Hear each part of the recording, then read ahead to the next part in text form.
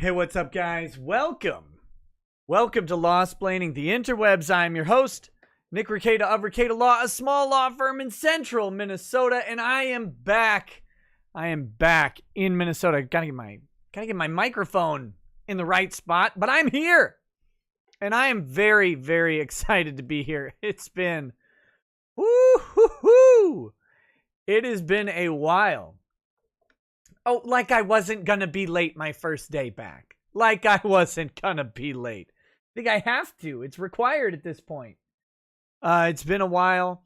I did go ahead and broadcast last night for the final Blue Mountain State on Twitch. But I didn't get home last night until 12:15. And then Twitch started at 1:30. The movie didn't start till 2 because I had to spend a half hour complaining. And I will regale you all with the tale of my return to home. And the day I have been dealing with today has been less than ideal, but it has worked out. I will be I will let you know. We've had a day. And it's going to be I'll tell you the story. But as a preview, just kind of to explain the title and the format of the show, we're going to do the Back in the Vault will be me explaining kind of what's going on with my day. It's my time to rant and complain about stuff. I will also be introducing myself to a bourbon that I've been wanting to try now for 2 years. This is the Peg Leg Porker 12-year Peg Leg Porker. Now, Peg Leg Porker is a restaurant in Nashville. It's a barbecue restaurant, and they specialize, oddly enough, in pork. Like, they don't do brisket. They don't have beef rib. They don't really do beef. It's pork, and they do have some chicken because, some people are like Drexel or whatever and only eat chicken. But I went there a couple years ago, and we were in Nashville for one night. I don't know where I was driving to. I think I was driving down to South Carolina because my brother-in-law was in the National Guard, and he had basic training in South Carolina, and then he was moving down to, he was going, I want to say he was going from South Carolina to Augusta, Georgia to go to his AIT. And so we had like a couple days to hang out with him, and he'd been away at basic for a long time. So on the way down, I saw you and you saved me from myself. Blah, blah, blah. Okay, anyway, on the way down there, we stopped in Nashville, and it was pretty late in the day. We were tired, and I'm always, when I drive, I don't like eat well, and so I'm hungry and I want something good. So I said to Lady Rackets, we got the kids set up. I was like, I'm going to go to this barbecue place and bring back some barbecue. You and the kids stay here, watch TV or whatever. And it was called the Peg Leg Porker. It was probably 10 minutes from our hotel. And I stopped in there, and I see that they have their own brand of bourbon. And I'll read you about it. I think they maybe write something about it. But anyway, had a good story to it. And I was like, oh, I'll try some. And they had, I couldn't drink it there because I wasn't staying to eat there. So I couldn't take like a shot of bourbon with me in the car, right? So I had to drive across the way to the liquor store, which sold the 8-year bottles of Peg Leg Porker. But I had seen the 12-year bottles at the restaurant, but they didn't have any at the liquor store. You had to buy shots of it at the restaurant, and I didn't have time to stay at the place.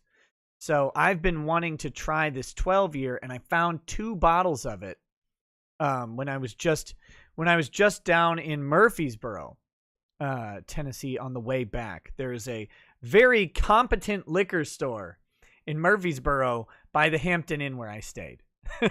So I grabbed these peg leg porkers, and I'm very much looking forward to that. So that's going to be, sort of a bourbon review and me just smugly enjoying a glass. Then I've got a story of an internet Karen who is after me for the internet crimes of other, namely Tug. That umbrella guy has been accused of high doxing by the internet Karen, and I will tell the story of it. And it has been one of the most confusing tales to me. I don't know what's going on with it. I do intend to have Tug on the show. I believe is tentatively scheduled for Wednesday, and he will answer for his crimes live here on Wednesday. And then I will have Tug catch me up to speed on the Johnny Depp suit, because I haven't been following it. I know a lot of people have. A lot of people have asked me about it. And here's the thing. I hate family law. I hate celebrities. So family law with celebrities makes me want to die. But I figured it was, Tug has been following it very closely. And I thought that'd be a good time. I haven't had him on the show in a while. And clearly, my association with Tug has rankled the granny panties of the Karen of the internet. And so I will we'll talk about that, and then I will have Tug on, because that's how my life works. Like, don't even police my associations, bro. Hoystein, I'm from Texas. Please do not ever say that Kansas barbecue is the best ever again.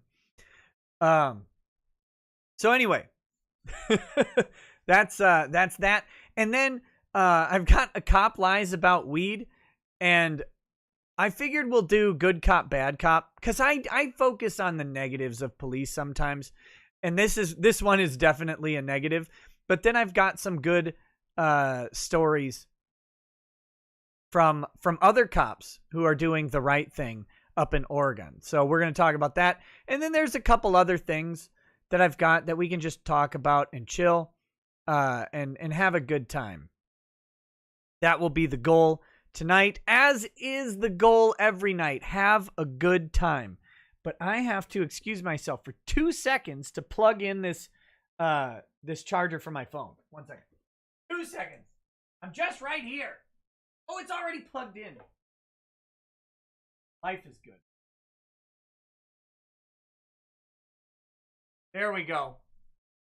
Okay. Whew. So, we will also talk about probably a little bit about Kyle Rittenberghouse or whatever. That's just a developing story. It's very interesting. And along that lines, just as a preface, guys, sometime in the very near future, I'm going to be talking about Lucas Gerhard again. Some big stuff is happening in his case. There's some big appeals. They've got better counsel now, and they are going after the prosecuting attorney and basically calling the prosecutor out for their shit behavior, which has been very good. And also, pointing out that the judge is being ridiculous as well.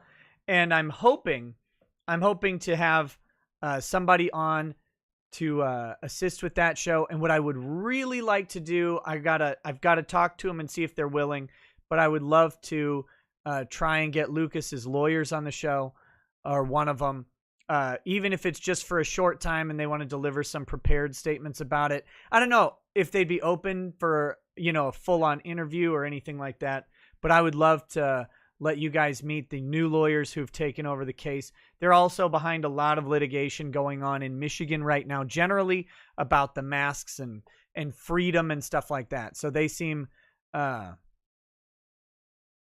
pretty cool from what I've seen, and their briefings so far from what I've read are pretty good. And they seem to have nailed on or hammered on some good stuff. So we'll have to see.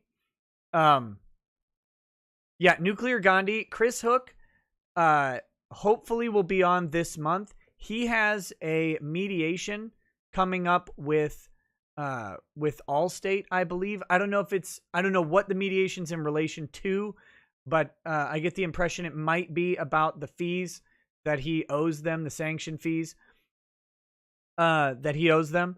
So he had mentioned that we may need to wait until after that, and that's early this month sometime. But I am 1,000% respecting, whatever timeline he needs on that, because I want him on the show more than just about anything, because I think he'll be hilarious and a very interesting guy as well. But at the same time, there's no way on earth I want to compromise his ongoing legal issues. So,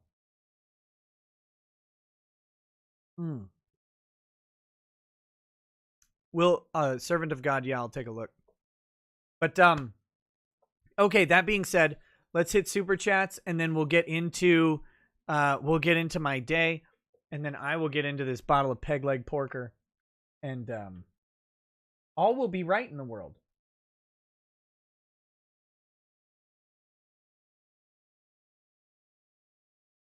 Do I have an acceptable glass? Oh ho ho!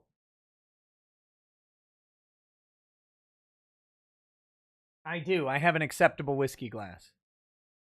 Okay. Woo! All right. Viden the Cold One says, I get to watch from the hospital. Been here since Saturday. I had a really bad UTI. Have a drink for me. Well, good sir.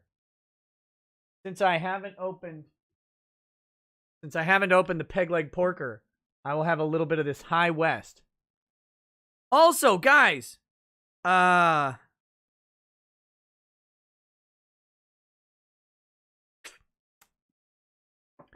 someone purporting to be Dollhouseville.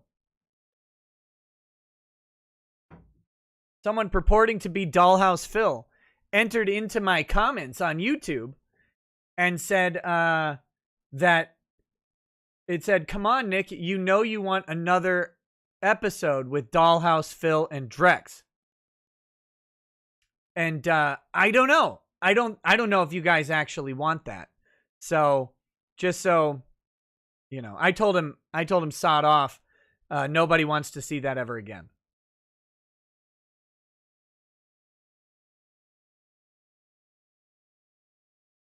Viden the Cold One.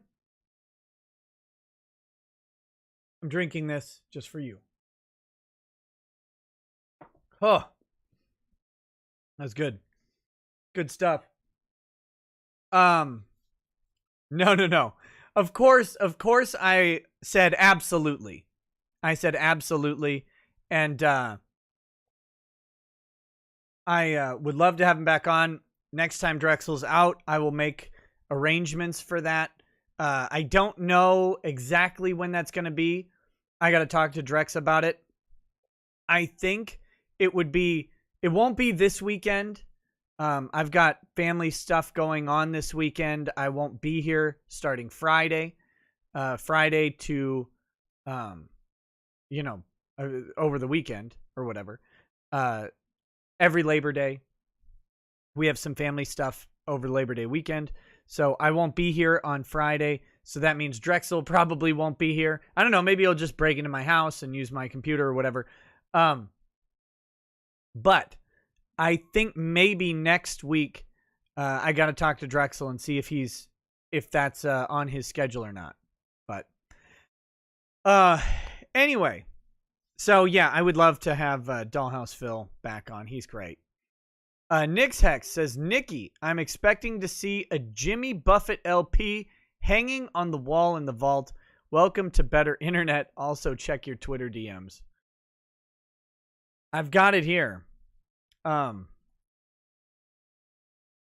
you said I could show this on stream, right? Feel free to show this on tonight's show. I don't know who this is. I assume it's you. Let's see. Let's get this pulled up here. I don't have my Stream Deck hooked up yet because it's sitting in a suitcase still. But let's do our best. That's not it at all. What is that? That's that. Why is that on the wrong? Hold on. Okay, I gotta...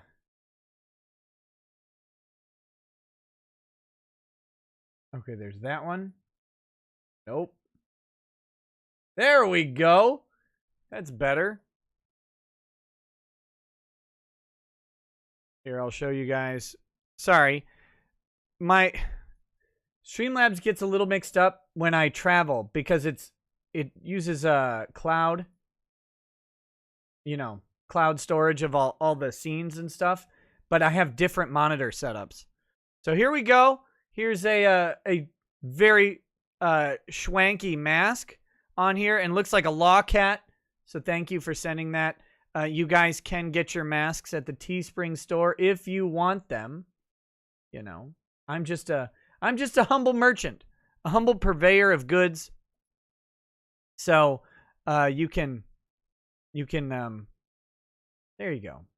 If you wanna purvey a Rekieta Law mask. I don't sell cats on the Teespring store. They won't let me. They don't want to inventory them. But the masks are available. All right. Loric Project says, "Hi, Nick. Hope your day is going better than mine." Well, we'll see. An old lady crashed into my car, totaling it. I think you've edged me out. I would probably rather have my day than yours. But I'll tell you mine in just a second. You can tell me what you think. Bad Vibe says, "So how about all the lead poisoning or potential lead poisonings lately? Violent insanity. Is that a euphemism for people getting shot?" Did I hear Medicare has indolent lymphoma? No. Is that real?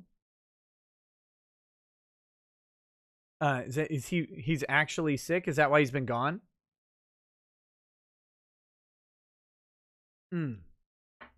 Fran Mataraki says, "As the wise man, GoldenEye Kyle says, some of y'all are chill. Don't come to the peaceful protest tomorrow." Damn it. Oh, my goodness. Oh, shit. I did not hear that. Maybe I can bring him some soothing tea or something. Speaking of which, the Dragon's Treasure sent me a huge care package, and I will show it tomorrow on stream because it's upstairs today. I left it upstairs. I meant to bring it down, but this day's been a mess. Malik Foxen says, "Dropping this and heading to bed. I might be back after my 90-day training is up, and on weekends, you happen to be streaming. They're giving me a later shift at the new job, and I get shift differential. Mo money, mo problems. Nah, fam, just mo money." Awesome, Malik. I'm very happy for you. Glad to see things seem to be going well. And keep it up, man. Keep it up. All right. Let's real quick talk about my day. So as you guys know, I was driving back from Florida. I got to spend a lot of time with my parents. More importantly, I think I love my parents. They're great. But I love how much my kids love my parents more than anything. And my parents are great grandparents. Fantastic grandparents, not great grandparents. You know what I mean, right? Like my kids are a little young for that. But they're fantastic grandparents. And so my kids just adore spending time at their house. And COVID has really, or with them, not just at their house, but in general. And COVID has really wrecked the normal amount of time that they'd get to spend together. We got to see them in February, which we went to Disney, which was wonderful. But that's also like a stressful vacation, right? You're at Disney, and we did Disney several days and Universal.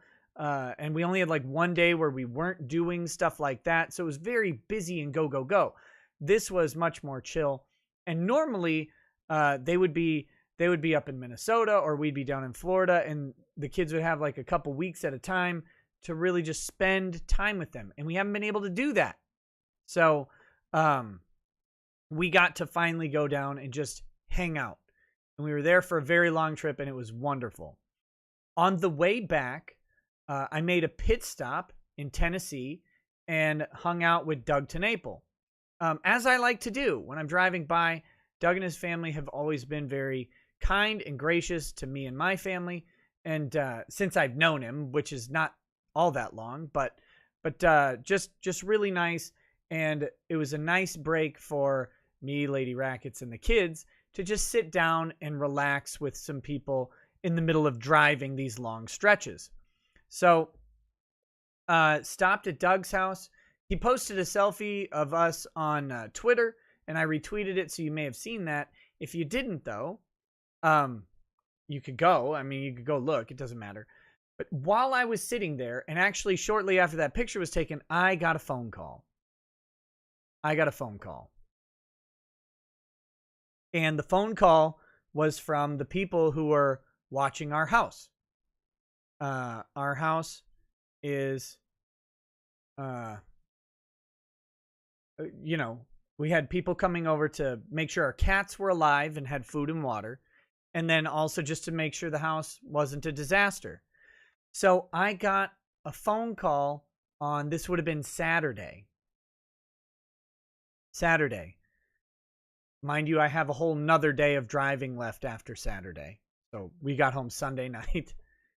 And our house sitters say, yeah, the valve under the sink, the shutoff valve for the hot water or the cold water, I don't even remember which one. I think it might have been cold. Doesn't matter. It cracked and it popped and water sprayed all over everything. Now it was in the cabinet under the sink, so it didn't like spray out, but it just flooded. And they noticed because there's a huge puddle of water on the kitchen floor, which is hardwood. So, and it's real wood, so it's probably ruined, which is great.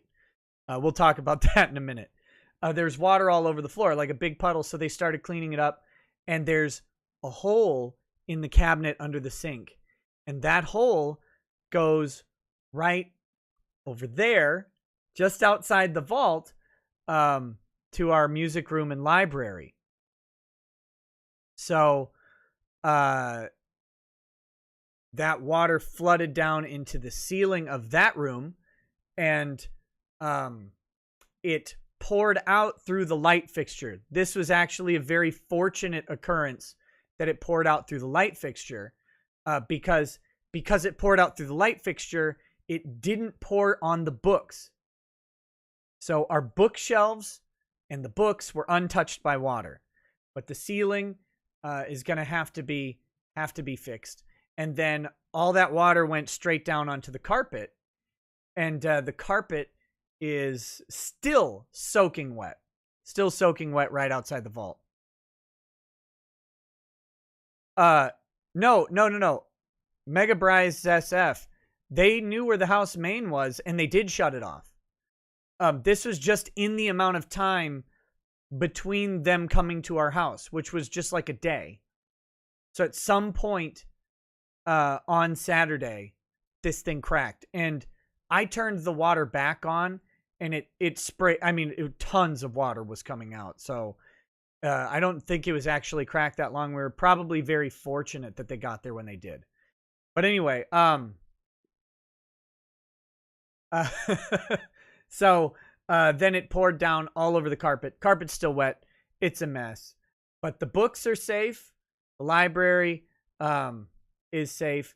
And then, but that's what we came home to, and the water was shut off. And so then, you go on a long drive, and you can't like shower or anything because there's no water. You had to shut off the water. And you can't flush toilet. You can flush toilets one time. But anyway, we're like, okay, we'll have to figure this out. We'll make it work. We'll have to put buckets underneath the thing when we need to turn it on temporarily, empty the buckets, all that stuff. It was a mess. But So that's what we came home to. Oh, also, the other thing we came home to is the law cats. I have 3 law cats. They don't normally pee on couches, but while we were gone, they absolutely destroyed at least 3 of our couches. So they decided to just urinate all over them, which is great. We had put blankets on the couches. Not enough. It didn't help. It didn't help at all. So the couches were a little old, but not that old, and they were in good shape, which is frustrating. So now I have 2 couch sets that I will have to replace at some point. Because right now, I have 1 couch, and that couch is in the, that's in the room. You guys have seen the couch that was untouched, because that was in a room that was closed off. That's the couch that, like Drexel and I will broadcast from if we're doing a watch party or something. That couch was fine, because it was blocked off. But our other couches are basically toast. So tonight is a grift for renovations. No, I'm not asking for a penny for renovations. This is not a ploy, or if I'm going to grift you, I'm going to do a proper grift. I'm just telling you about the day. And then I'm going to tell you about the good news of today, the good things that happen. So these couches were they're done for the most part. But they were respectively about 16 years old on one of them. Lady Rackets and I got that couch set when we first got married. And, well, probably 15 years old. It was right when we moved back to the cities. That couch was from then. And then the other couches were about, I think, 9 years old. 9 years old is not that old for a couch, though. And they were, like I said, they were in good shape. They were comfortable. I liked sleeping on them. But they are gone. But, you know, eventually we will have the opportunity to replace them at a rather casual rate. It's not an emergency for us. It's not a priority. We're all healthy and alive. Obviously, we're doing okay. We're just fine. But this is just the setup for today. So today I wake up at 9:30 in the morning. I went to bed at 5:30 because that's when I go to sleep. And so I wake up at 9:30 because I had a kid screaming. And it wasn't anything wrong. They were just fighting over cereal or something. So I wake up and I'm like, okay, well, I have a lot to do today, so I'll just get up rather than sleep longer like a normal human. And I decided to just wake up, and I said, I better call a plumber, right? Because I'm in a small town. There is no Ben Franklin plumbing, like we'll be there in an hour. The small town plumbers are gods among men. They are gods among men. They don't do shit that they don't want to do. Catherine, it was not leather couches, unfortunately. They would have probably been cleanable if they were leather. Plumbers in this small town, they do whatever they want. Their schedule is set. They're booked forever. So they can just go ahead and, you know, tell you it'll be 2 weeks. So I called through several plumbers that just didn't even answer their phone. And I was like, well, I'm not going to leave a message yet. If I have to go back through the list, I'll leave a message. I got to, I think, the 6th plumber. I called and he picked up the phone. I was like, oh, thank God. At least I've got a person. And I said, hey, man, here's my problem. The shutoff valve under my sink popped and there's water everywhere. And I need to get that valve replaced because we don't have any water in the house. And he says to me, he says these magic words. I'm by this lake and I'm going to this other lake. Where are you? So I told him where I was. I'm like, I'm in Spicer. I'm by this thing. And he says, oh yeah, that's right on my way. I'll be right there. I was like, wait a minute. what? And so, yeah. You keep telling me that I could have replaced the valve. That's cute. Trust me. We wouldn't be having a show right now if I tried to replace the valve. So this guy shows up in 10 minutes. And then, of course, it takes him all of 10 minutes to fix it, right? It's not a hard thing. But I don't have a valve. I don't know what tools I need. I don't plumb. I'm not a plumb. What is this? What is this? I'm not a plumber. This guy is. So he fixes it right away. And then he tells me, by the way, I don't want to doomsay you, but you need to probably call your insurance guy and tell him about the hardwood floors, because this is going to get bad. And then I told him about the water downstairs. He's like, yeah. Call your insurance guy. And I already did. I talked to my insurance guy, and he's pretty confident we'll be fine.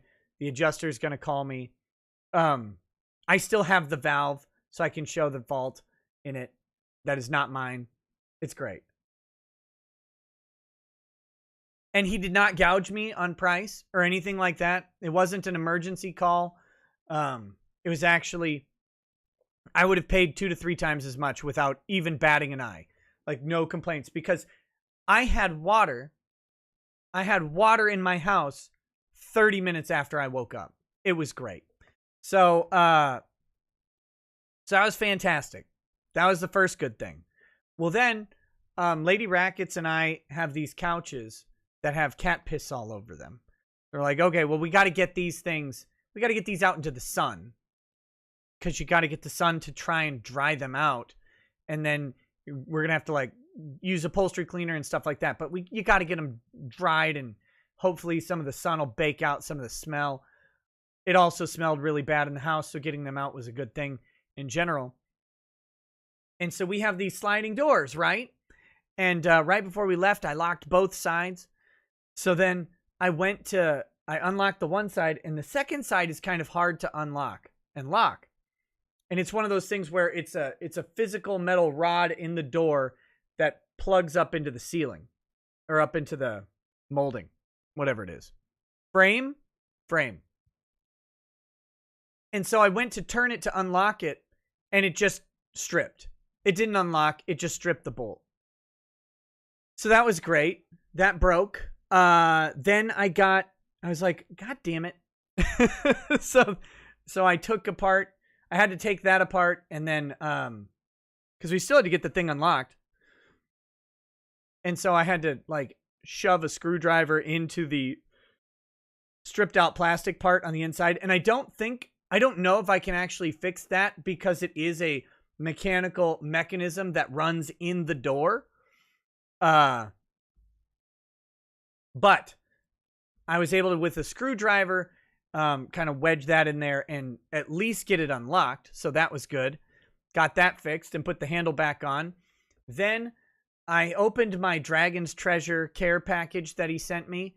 And one of the mugs, he sent me a mug. And it looks like one of those mugs that's like shows you how much stuff you have, because it's got like a battery on the side of it. I think if you have like hot tea in it, it'll light up the battery all the way up. Broken. Just shattered. What else happened? Oh, we have a big giant, a murder van or whatever. Creeper van, as the plumber calls them. A creeper van. And the doors in the back, they open to here. And then there's these little lever mechanisms that you can do to open them all the way. Yeah, the left side one, the lever was just jammed. Didn't work. Eventually got that fixed. It was great. What else broke? A bunch of shit broke today. Oh, the water heater just stopped working. I got that fixed as well. Long story short, something like 15 to 20 things went wrong today.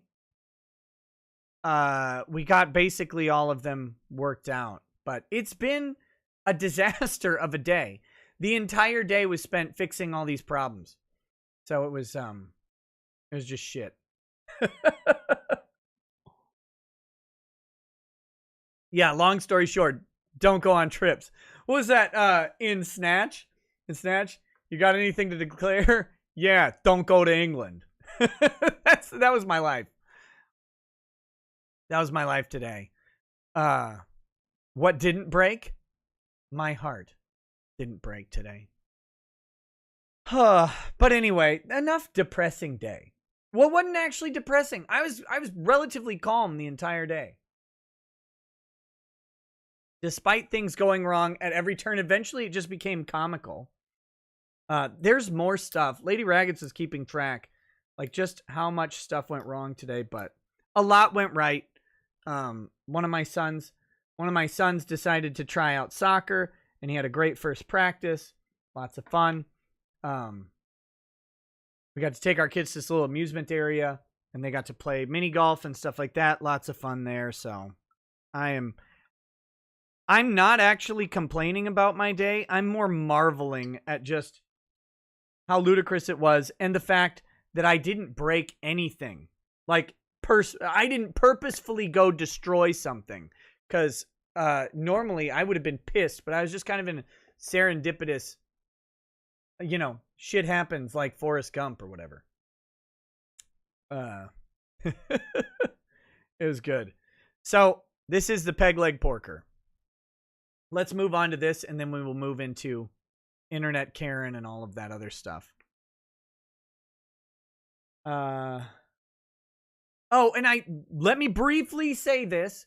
I'm gonna keep addressing this on pretty much every stream until it's disseminated out. I still get a lot of comments about it. The YouTube streams are automatically pulled down at the end of the show. Or they're unlisted. They're still there. They're still in all of their glory, and they are put into a specific playlist. August 2020 live streams are all in one playlist. Starting after tomorrow's stream, September 2020 will have its own playlist, and they will go in there. They're all also in the live stream playlist. All of them. Every live stream that I've ever done, I believe, is in that playlist. So you can go watch all of them and that one goes in the order from the first one is like the first live stream I did, and it goes down in ascending order. And then the monthly ones are arranged in descending order. So you can keep on top of them. The top one on the playlist will always be the newest one. So they're there. You can find those playlists on the front page of the YouTube channel. I'm arranging them so they're up near the top. There's like a number 1 video or something, and then there's the playlist below it. So you can find all of them. They're all there. The archives will not leave this channel. However, they remain unlisted. Let me quickly tell you why. It's because YouTube hates live streams. Growth on subscribers sucks with live streams up. It just sucks. I should say when the majority of your videos are live streams. Growth on subscribers is trash when you do that. And also, video distribution gets impacted greatly by having the live streams up. The algorithm, somehow it impacts the other videos, impressions, and distributions. So that's why they're removed. The channel spent a very long time at plateaued growth.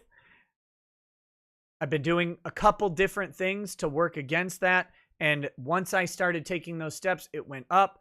After removing the live streams, it went up significantly and dramatically. YouTube does not like them. It is disfavorable on the algorithm. I don't know why. Some people have said, don't do this or whatever, or why are you doing this? Believe me, I'm a creature of easiness. And it's easier for me to leave the live streams up rather than curate like these playlists and explain this every day. It is much easier to just have the live streams sit up.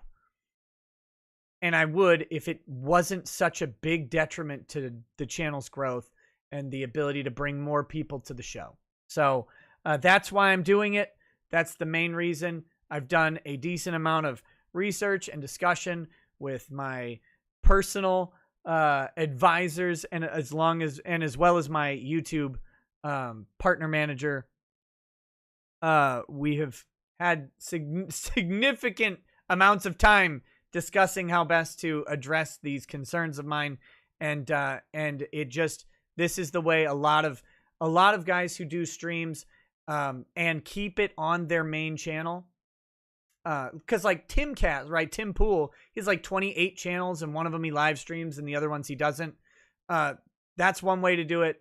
This way, like keeping the live streams and shorter content all on the main channel, this is the way that people do it who keep that. I have the Rekieta Media channel. It's completely kind of separated from this, and I want to keep it that way. I don't really want to cross stream so much.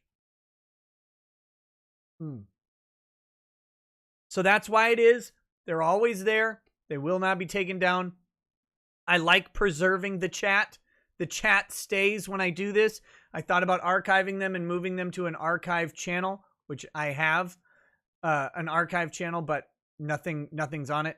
I was going to do that, but you lose the chat. Like, I know it's recorded in the video, but having YouTube's preserved chat is also there. And I prefer YouTube's preserved chat, but it censors, some of the messages get censored, and sometimes those actually make it up into the live chat feed. So that's how it is. I know it's a weird transition for some people. As things ramp up, personally, we should start to see 1 to 3 clips per day from each live stream on the following day, and it will link back to the live stream. So some people were concerned about notifications. In theory, there should be between 1 and 3 notifications per day on the follow-up day for the live stream, in the form of those clips. So in theory, it should actually have more distribution and more opportunities for people to get notifications, because YouTube doesn't always send them out. And that's, there's no way to make YouTube send out notifications, but by increasing the amount of opportunities for notifications to go out, it increases the possibility that people will see them. Don't you get a rep at 100K? I have a rep now. And I didn't know why until I saw the super chat leaderboard, and then I think that's why I have a rep. But Diggs Gwent player. That's what I do. I put the link to the stream in the description of the clips. That's the idea. That's actually exactly the plan. And just since I've been traveling, I haven't gotten the clips going as much. So you'll start to see that as things get worked out. So there we go. What's my 1 rep max? Like 12, 13, maybe 14 pounds? 1 pound. I've been drinking this peg leg porker and not talking about it. Oh my God. I haven't even been paying attention, just habitually drinking. Like some sort of alcoholic.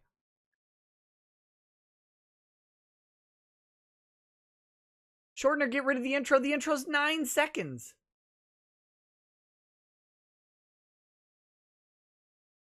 Okay.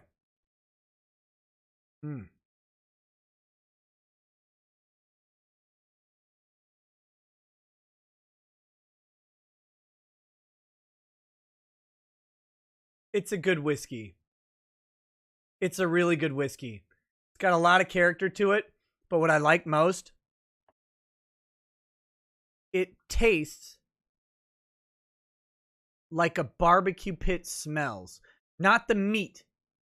Before the meat goes on. It tastes like charcoal. Like cooking, glowing charcoal smells. Gosh, it's good. Yeah. Oh, and it's because of how they filter it, but it's really good. Here, I'll read it real quick. Peg Leg Porker Tennessee Straight, not gay, bourbon whiskey is hand-selected by pitmaster Carrie Bringle. It is then finished with our unique hickory charcoal filtering process, giving it the signature Peg Leg Porker taste. Now, that unique hickory charcoal filtering process is they actually take wood chips from their that they used in their pits. They take coals from the pits after cooking meat with them, and then they put that into their filters, and they filter the whiskey through that. And I guess the theory is it imparts some of the character of the hickory, the charred hickory, because bourbon is finished in a fresh charred American oak barrel. You have to have an American oak barrel that has not been used for anything else. You have to char the inside, and that is how you age bourbon, or at least how you finish it. They do that because they have to call it bourbon. But they filter it through the hickory chips that they use to smoke meats, and it's very good. How is Canadian not Bellow Triggerfish? I don't know how Canadian whiskey is done. It's different per the whiskey. If you're doing whiskey, you can age it in all kinds of different bottles. But for bourbon specifically, it has to be a fresh charred American oak.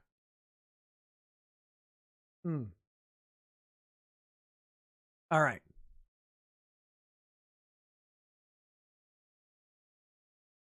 Clay Early says they actually have real pig fat on the wood chip still. Yeah, I think so. It does. I don't know if it just mentally makes you think of the flavor, and therefore it makes it. It's good. It's a good whiskey. It's great. Okay. Are we good to go? Oh, we got a couple chats, and then we'll get into the internet Karen thing. And this is a good one to kind of transition there. 2012 Jameson says, talk to Tug about hashtag Stand with Sophie. I hope you guys know about this. It will make your blood boil, and Frisco Police Department should be held accountable. Her day is worse than most. Prayers for her, and these police are the worst. Love the show. I'm going to show you a clip from a judge. I tweeted it out earlier, but I'll put it up. Some nobody. This is 90. This is like $96 for a bottle of this. The 8-year is a great, competent whiskey. It is much, much cheaper. It's like 30, 38, I think, for the 8-year. But the 12-year is rarer, not just because it's 12-year, but they make less of it. So it's a little expensive. Okay. We will probably talk about the Sophie stuff today a little bit when I show the clip from the judge. It is disgusting to get into. It's soul crushing.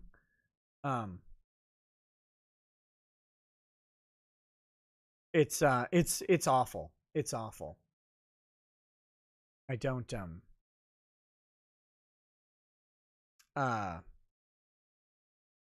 the Sophie shit is rough. I don't know how else to say it.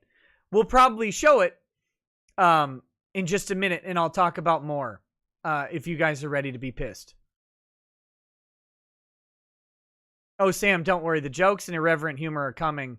The Sophie topic is not the time for it. The Sophie topic is a legitimate travesty. And the people responsible for that girl's pain should be stretched on the rack, and they should have their tendons cut with wire cutters. Fuck them.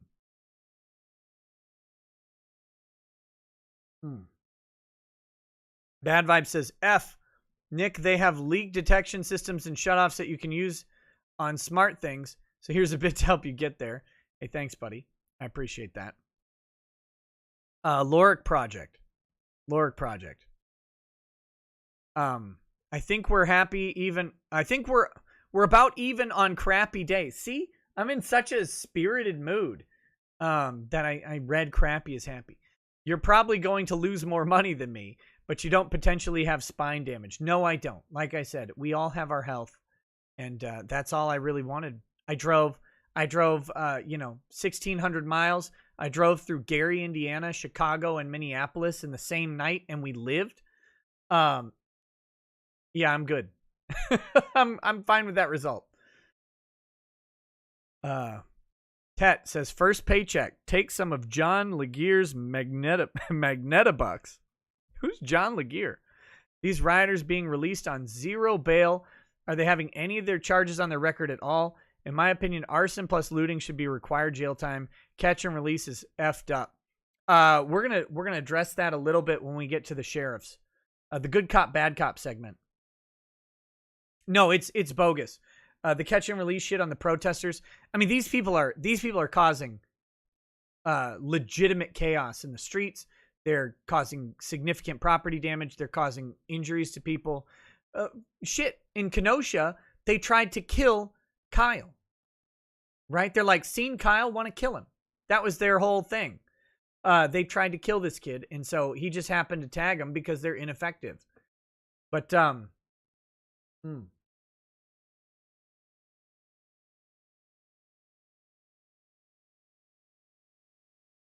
By the way, I drove through Chicago and Clay Early did not throw a PBR at me on the side of the road. Yeah, I heard a guy was murdered in Portland over the weekend. He was like part of some organization, right? And then I if I remember right, they were cheering that he got killed, something like that. Fucking hell. Sam Hyde has donated and says, let me interject for a moment. What you guys are referring to as SJWs is in fact cultural Marxists, or as I've recently taken to calling it, communists. SJWs are not people unto itself, but rather another component of a fully functioning, useful idiot. Speaking of which, I've got to do a plug for this. I never plug this guy's show, and it's so good. It's so good, but I everything, there's so many good things out there. That Larry show. Larry comes on the Chad Dad Chats. Larry Blydner. Check out That Larry show. And if you don't want to listen to his whole show, you should. The man puts out a 25-minute tight podcast every week. He has the voice of a velvet baritone angel. And his podcast is so fucking well produced that he deserves a lot of praise for it. It sounds pristine. He sounds great, and his stories are fantastic. Check out That Larry show. But if you don't go listen to the whole show, his last two episodes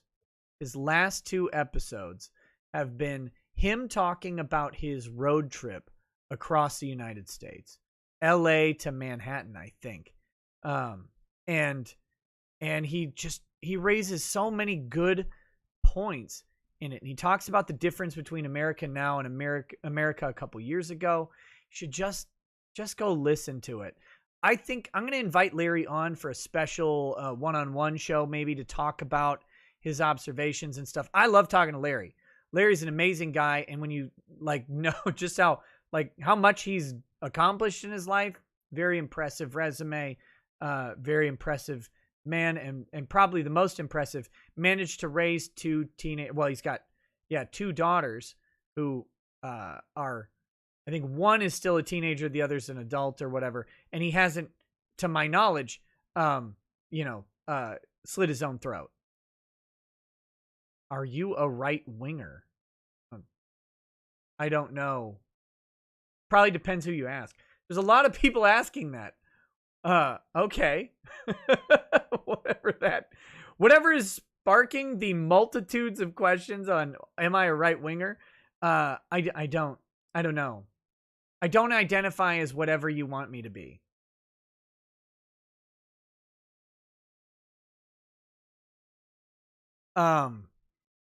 Cocky Onsai says the victim in Portland was Aaron J. Danielson, who was an affiliate / ally of Patriot Prayer. Oh, that's who. Yeah, that's the name I remember. The group that usually goes against Antifa. He was walking away and didn't see the shot coming. And yes, Antifa BLM celebrated. That's because they're awful. Okay. Am I a right winger? Whatever you need me to be, brother. Send the super chats. Oh my God. Okay. Let's Anyway, Sam Hyde's comment reminded me of it because he mentioned communists. Larry's always talking about communists. I'll have Larry on soon. You guys, in the meantime, check out that Larry Show podcast. It really is. It's a great piece of work. I think it's underappreciated. And if I could get my audio to sound like his, first of all, I'd probably need like 18 more gallons of testosterone per month to get my voice as beautifully deep as his. But you know, even if I could just get the audio as clean as he puts it out, it's fantastic.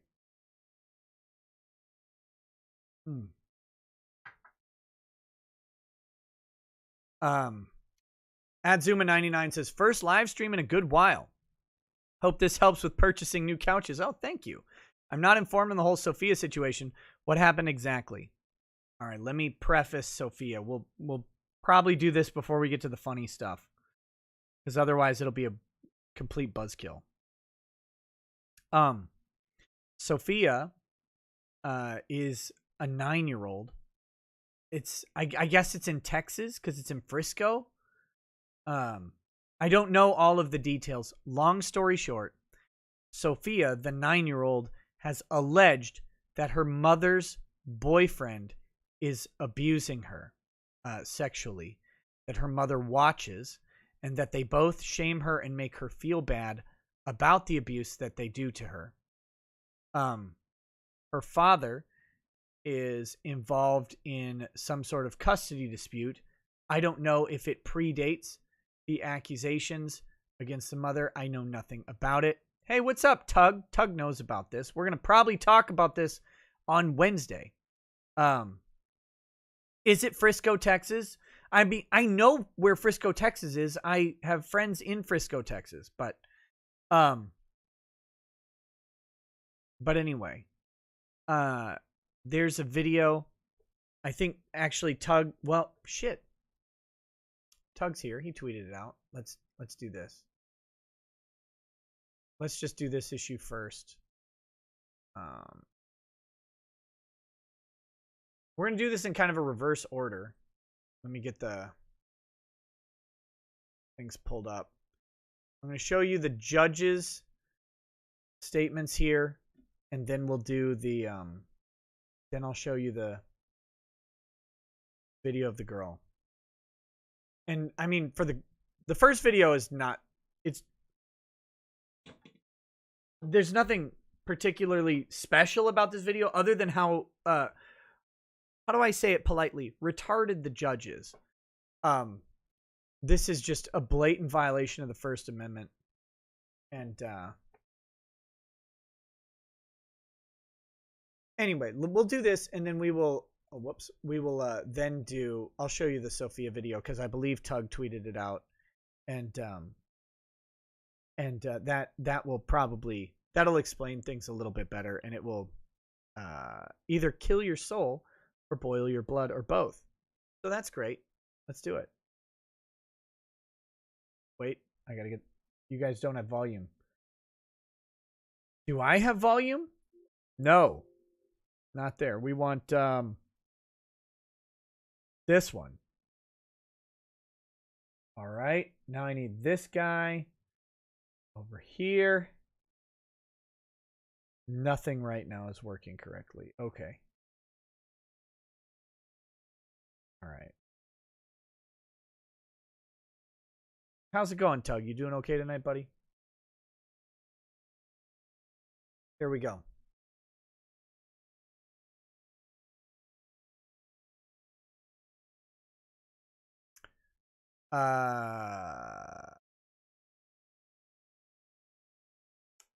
Hold on. Hold on now. Don't know why that was happening. We'll do it this way. It's not in the best interest of the children. I find that any... Okay, let me briefly explain kind of what's going on legally. This is a custody hearing. Custody standards in most, if not all states, are what's called the best interest of the child standard. It is why family court is garbage. Family court is not objective. It is subjective. It is subjective to what a judge believes is in the best interest of a child, which means you can get some really fucked up rulings because a judge determines that that's what's best for the kid. And there isn't like this handy playbook for family law where you can go, oh, here's the situation, here's how it'll play out. Because there's a kid and the age of the kid matters, the kid's life experience matters, the socioeconomic status of the parents matters. Everything matters. The judge takes in all of the factors that they can come across. They put together a factual profile in their mind. This isn't written down in some like magic formula, and they determine what's in the best interest of the child. And that is this brutal hammer that they can bludgeon over everybody. If you want to know why dads have been getting fucked by family court for years and years and years, even though many states have moved to this idea of equal treatment between moms and dads in the law, right? Oh, there's a presumption of equality between moms and dads.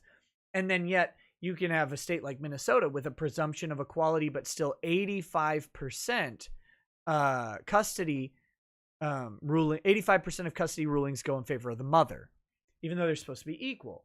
Well, that's because it's best interest of the child. So it gives the judge, as the fact finder, a ton of discretion to say, well, I know about this child, and literally it's because some guardian ad litem who is like a barely above minimum wage, almost volunteer worker in Minnesota. Guardian ad litem, by the way, is a volunteer program with like some training, and you get paid, I think, $15 to $17 an hour for a part-time job talking to kids.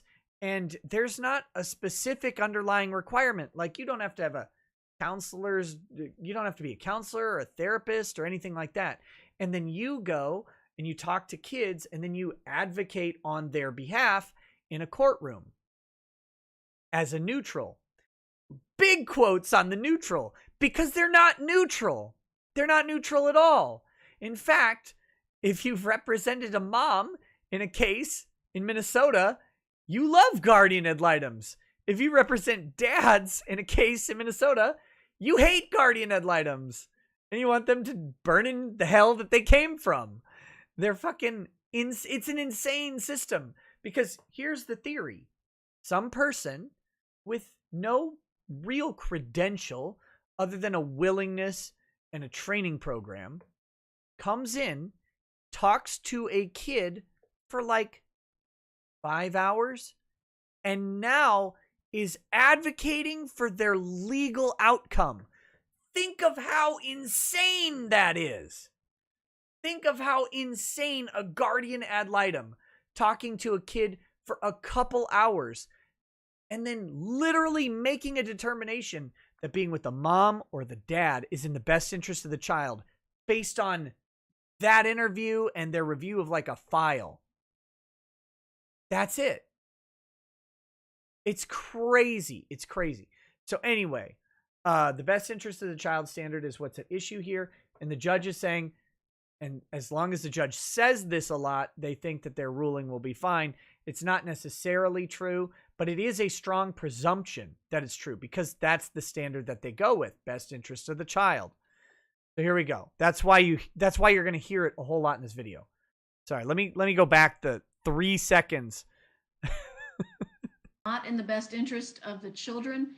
I find that any parent who is posting videos of their children and of their medical information or their abuse information is not... Full stop. Full stop. They're saying it's not in the best interest of the child that one parent is trying to publicize and raise support for the other parent's abuse of the child. The judge, in this case, does not want the dad, who is, from my understanding, basically asking for help, to let people know that the mom's boyfriend is touching this little girl's genitalia. And the mom is watching. That's what she said. She said, well, it's not in the best interest of the child to make that public. No, it literally is in the best interest of the child. The damage is not being done by a social media post. It's being done by a fucking sociopath who's touching a little kid. Kill him. I'm sorry. I'm done with this. I hate child abuse. I hate it.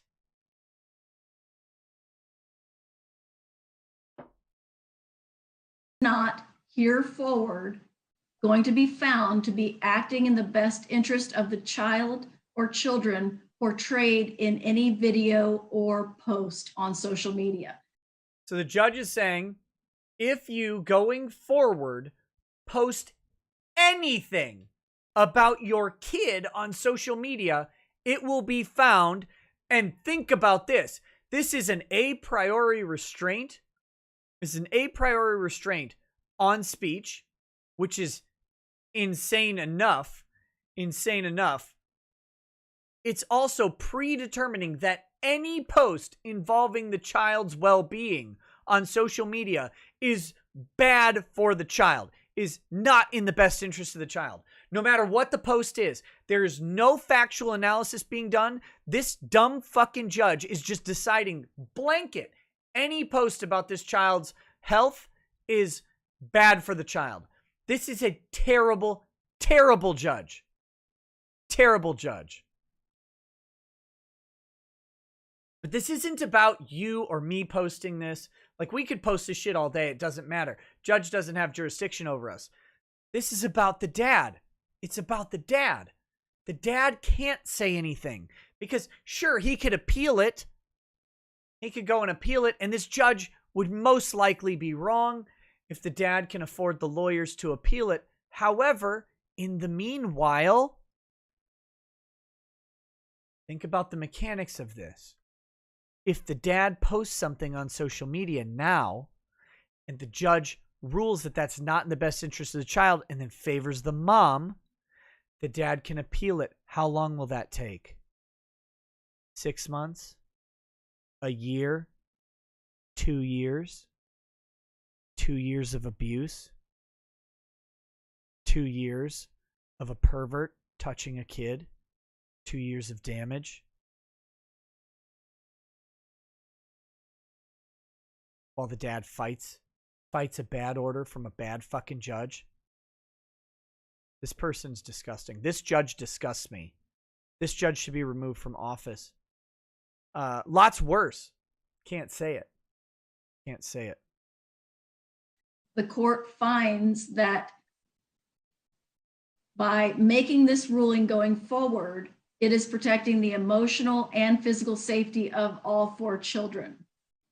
How? How? How? How? How is that protecting a child? The physical safety of the child is protected by not talking about the physical abuse? It is additionally necessary to order, and the court does hereby order, that all postings on any platform that have been posted by the parties or connected agents, assigns, anyone connected to this case, and to be that have been shared to that parent's knowledge by anyone else connected to a private Facebook group or a GoFundMe page or a TikTok video, all of those postings are ordered taken down within the next 12 hours of this ruling. What? Within 12 hours, you have to take down every social media post. By the way, let's say you're ordered to, in the next 12 hours, take down all social media posts you've done on a particular subject on all platforms. How do you do that? And let me just clarify that if you're wrong, you potentially lose access to your child. How do you do it? You got to delete your whole account. You got to delete your whole fucking account. No GoFundMe, by the way. Did you hear that? Did you notice that? Can't have a post on GoFundMe. Oh, no. No, no, no. No GoFundMe. What do you got to do? You got to shut it down. You got to shut everything down. And you have to. You have to shut everything down. Because the cost to you is too dire. Your child's safety is at stake. Your ability to intervene in the abuse of your child is literally on the line if you miss one.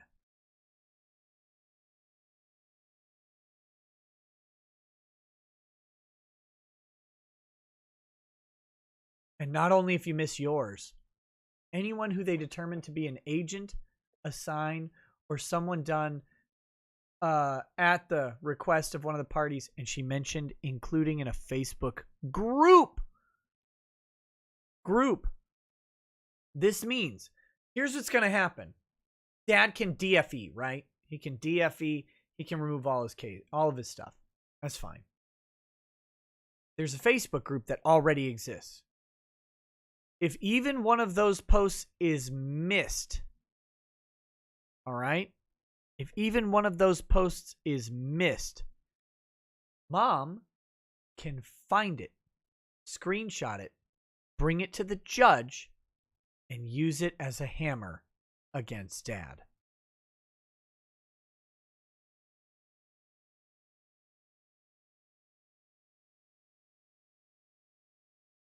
That's if you miss one post. Judge ordered all of them within 12 hours. Is this an abuse of her power? Oh, absolutely. Absolutely. Nobody but the mom and the dad are under the jurisdiction of that court, and that's an unlawful order for the court to administer in the first place. This is entirely against the First Amendment. That's a judge saying you can't talk about my rulings. You can't talk about the health of your own child. Think about the idea of a judge saying any social media post about the health of your child is not in the best interest of the child. What kind of stomping on your First Amendment rights is it that you can't talk about your own kid? Your own kid. It doesn't say negative posts. It doesn't say posts, relegated to discussing the abuse, or the alleged abuse, or anything like that. Any post about the health, the physical or mental health of your child is not in the best interest of the child.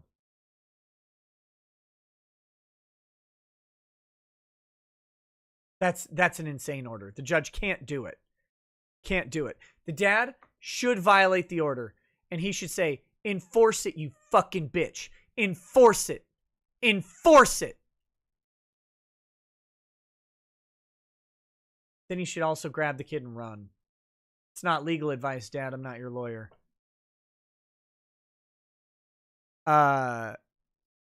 Anyway, let's finish this video. It is 11:47 a.m. on August 31st. 12 hours from now, all posts on any platform are to be removed. Those very posts, those videos, those names, those accusations of a personal nature, of abuse, of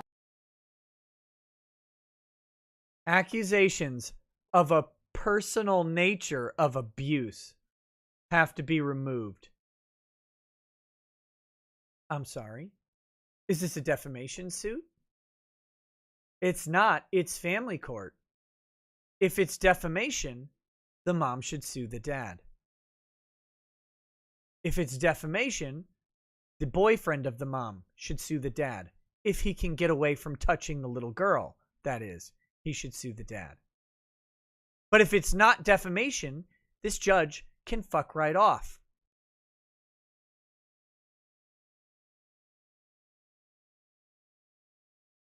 Let me get to, oh, here we go. We've got the other video right here.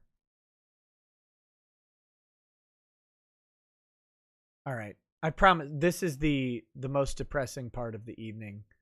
Fair warning. If you have any kids in your life, this will probably make your blood boil. If you don't have any kids in your life, this will still probably make your blood boil. And I hate watching this. But we must remember what is actually at stake. Yes, I'm awake. It's real life. Why don't you believe me? What? You were Why awake? don't you believe Who's me? touching you? That's okay. So who's touching you? No, I do want to know because I care about you. I do want to know. So who's touching you? Who's been touching you?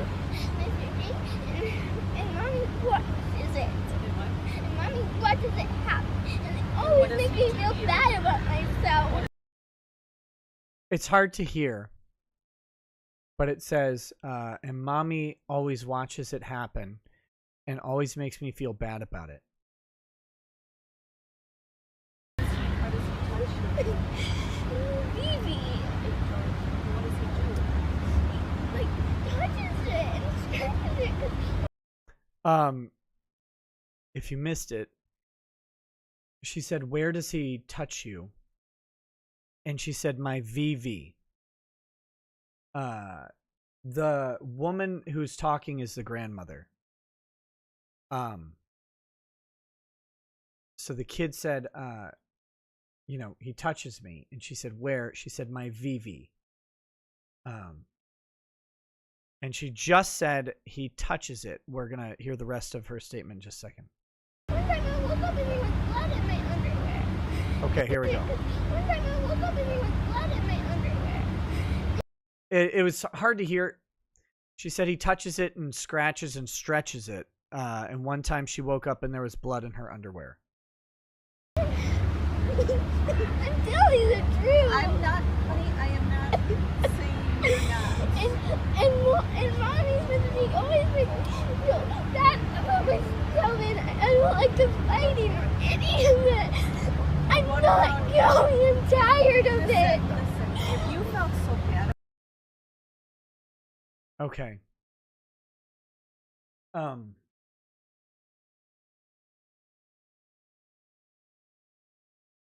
Look.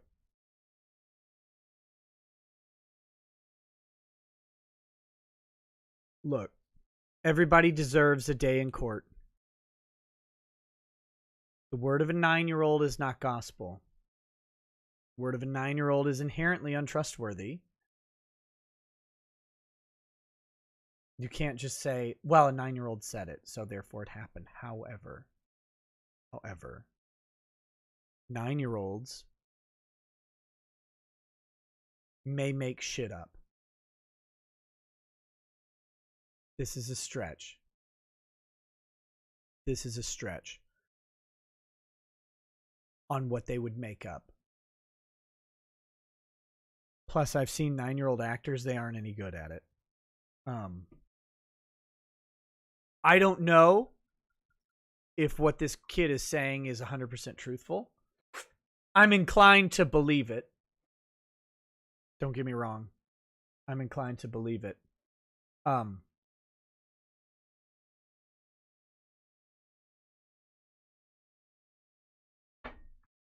But just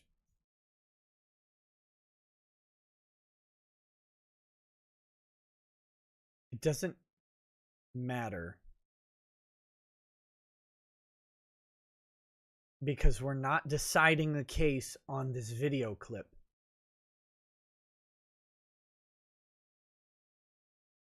What matters is that the judge is preventing discussion of the hurt that the girl is expressing. The judge is preventing the dad. It doesn't matter that it's the dad. It could be the mom. I don't care. The judge is preventing the parties from reaching out to help. The judge is preventing the parties from discussing what the other person is doing. And a family court case is not the place for it. Lots of shit happens in family court. Lots of lies happen in family court. Lots of bad fights happen in family court. I can't express how much I hate it. I hate every second of family court.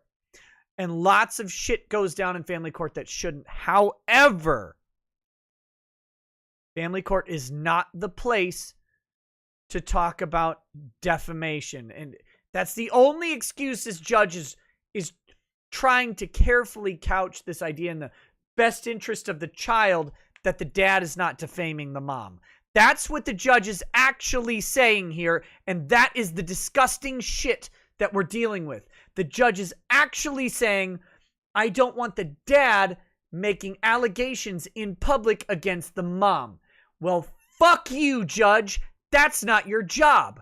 Your job is to determine the actual best interest of the child. And the actual best interest of a 9-year-old is not to be touched on her vagina, you fucking cunt. Nothing else matters in the case. Get therapists in there. Get anybody you need to verify these things. They have all sorts of methods for dealing with this. All sorts of them. It involves bringing in trained therapists and counselors who talk to and ask kids a question, and they remove the parents from the equation. They remove other influences from the equation, and they let neutral observers in. They do things like play therapy, where they get the kids to start playing and to start to build trust with the children. Sometimes it takes multiple sessions. It doesn't matter. They have ways to do this. And in the meanwhile, the allegations of this are ones of irreparable damage. How do you repair a kid getting touched? Does it mean they're going to die? No. Does it mean their entire life's ruined? No. But their entire life is tainted. It's tainted. It's damaged. It's harmed. It's lessened. And significantly. It's not dad didn't buy me the My Little Pony I wanted. It's lingering problems with self-identity and sexuality that will probably persist well into their adulthood. It's calls to a psychiatrist when the person's 28. It's depression. It's suicidal thoughts. It's thoughts of worthlessness. It's lack of sexual arousal. The symptoms of this, the ripples of abusing kids, go so far beyond this. It's one of the worst things on earth you can do, short of killing someone. And this judge has no interest in protecting it.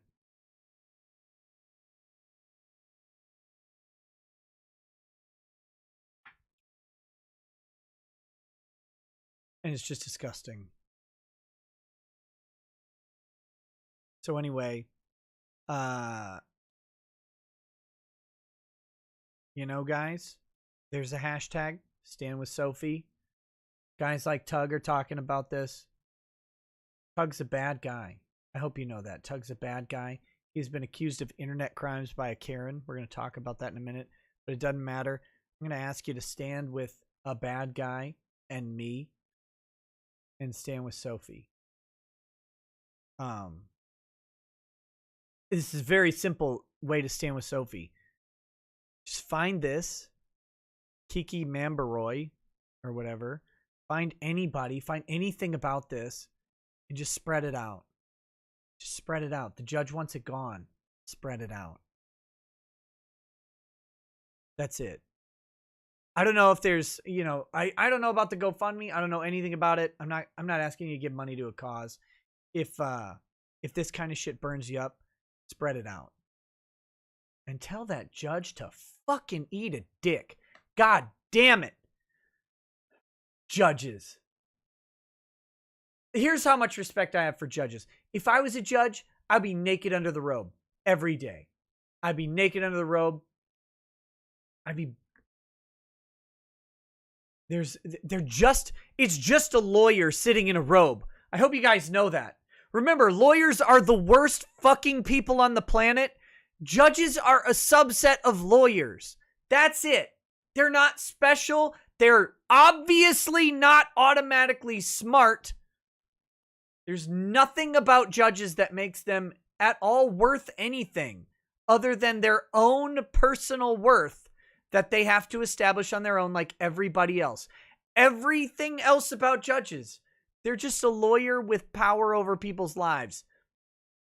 And they don't get paid by people anymore. They get paid by the state. That's it. They're still lawyers. Fuck judges. This shit.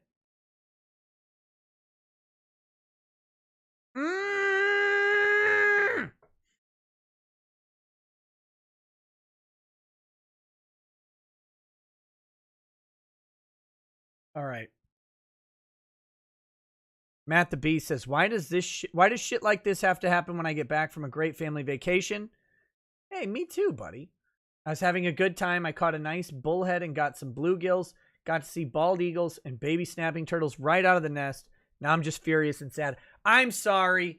I had no intention of bringing negativity to the show. This show is entirely supposed to be making fun of I'll bust the bubble. The internet Karen is Thomas Royloop.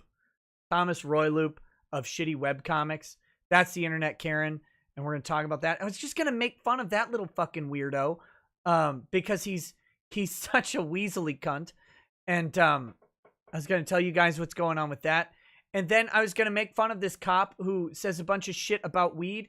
And then I was going to laugh about these fucking cops in Portland who told the governor to dildo herself respectfully. And that's it. That's all I was going to do. It's going to be funny. But then the world isn't always funny. It isn't always funny, is it? And this got dropped in my lap a little bit before the show as it started making the rounds and I saw stuff about it and I knew it was going to come up. And so there it is. There it is.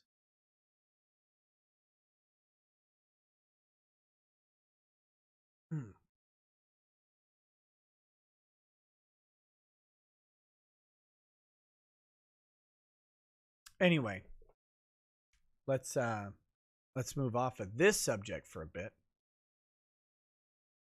Let me talk about, I'm not going to show all of my DMs on this.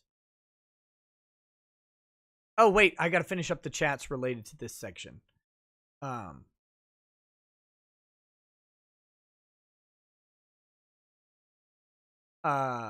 That's the Sophie situation. Let me address the chats related to this situation, then we'll move on to the Karen thing and hopefully get back to laughter. Cesario JPN says, since Portland's mayor again refused federal help from Trump to help stem the peaceful protesters, is that a legit reason to invoke the Insurrection Act of 1807? No. At some point, the blood gushing from this wound needs to stop. This is going to sound callous, but 1 or 2 murders isn't actually enough. And property damage isn't actually enough to invoke the Insurrection Act. I get the sentiment.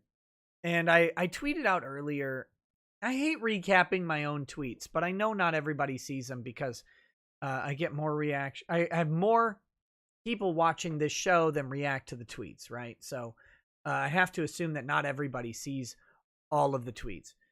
So I don't like doing it, but for this purpose, I tweeted out, it was either yesterday or today, that I've been saying for a while now that America's in a civil Cold War. Because the Civil War will not be like the last Civil War was in 1860s. You've got battle lines marching, you've got uniforms, you've got geographic limitations on where troops are, and so then your affiliations are localized, right? You've got the militia of Georgia or whatever. And that's how it works. A modern civil war won't look like that. It really won't. And look at what we've got going. We're on the brink. We're on the brink of real battles in the streets. Kenosha is indicative of this. You've got guys with guns defending a store. I mean, that's the fucking shit the Revolutionary War was started over. It was a line of guys with guns and then a bigger line of guys with more guns. That was the shot heard around the world or whatever. That's how it is. We're at this breaking point. And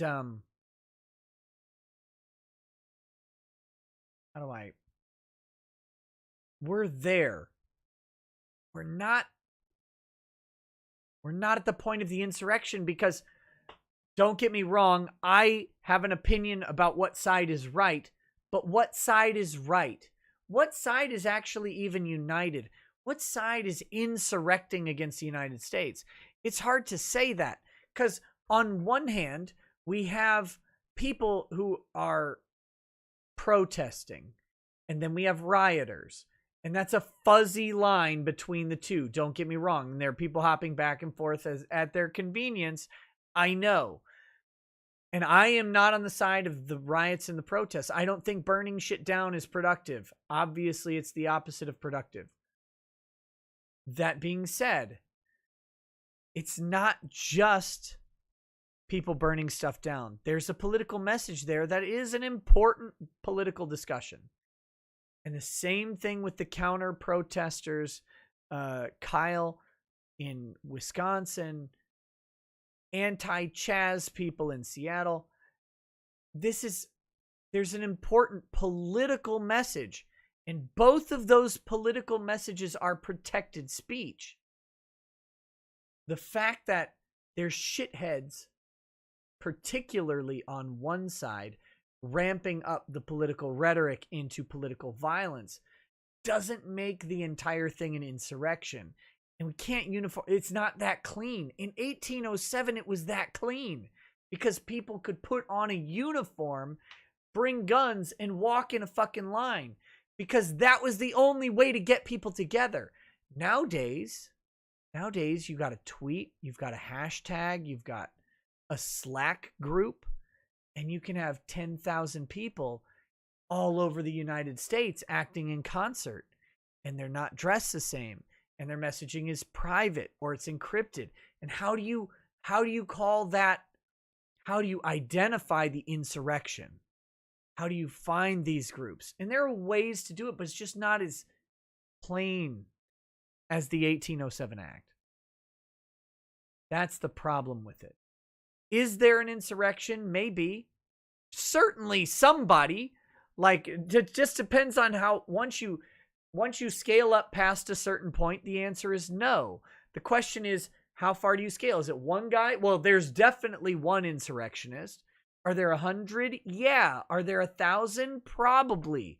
How spread out are they? Are there 10,000? Are there 100,000? Maybe.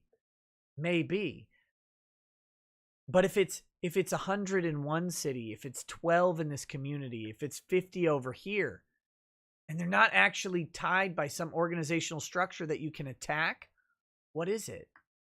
How do you deal with that? And there are ways. Again, there are ways. I'm not doomsaying it, but it's more complicated. And an act written in 1807 doesn't contemplate it. So I just want to point out, like, I am fully fucking opposed to BLM. And it's annoying because a couple years ago, I was on board with about 80% of BLM's messaging. They had an original 13-point manifesto, I think all but 2 points. I was like, oh, okay. Yeah, I get it. I'm okay with these. These are acceptable reforms. Now their manifesto is like 45 points. It doesn't involve black people being shot by police. It involves other shit, destroying the family, etc. It involves communism. So what the hell do we do? And I'm not saying that you should be on either side of that. I'm just illustrating that in 2 years, 3 years, however long it's been, that Black Lives Matter has really been active, their message has gone from this sort of centralized, focused message on the actual issue of police violence And the things I support are like just reduce police violence in general, reduce police interactions, stuff like that. I'm good with that. I want to find ways to have less cops involved with people because that saves people, citizens. It also saves cops. Preventing the possibility of a bad encounter when it's not necessary is a good thing. I'm with those types of changes. Things I wasn't with, they had like race quotas in police hiring. Well, fuck off. Race quotas are stupid. Don't do it. I don't want race quotas in police hiring. I don't want anything involving race quotas at all, ever. So that's those are the things where they lost me. But on the issues of like violence and police interactions, I largely agreed. Now their manifesto's a fucking mess. It doesn't look like that at all.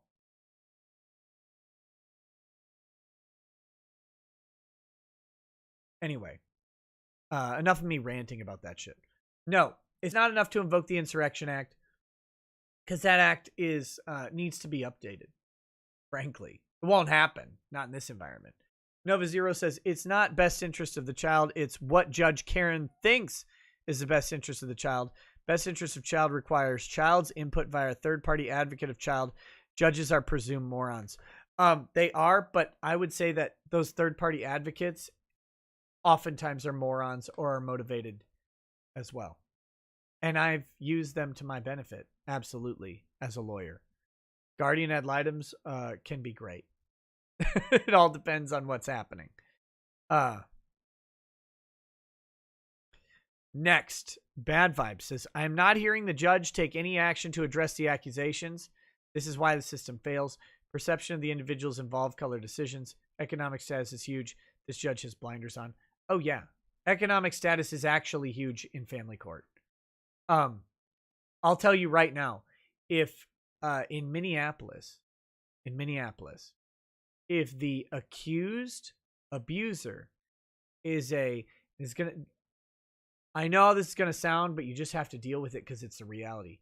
If the accused abuser is a white, upper middle class person,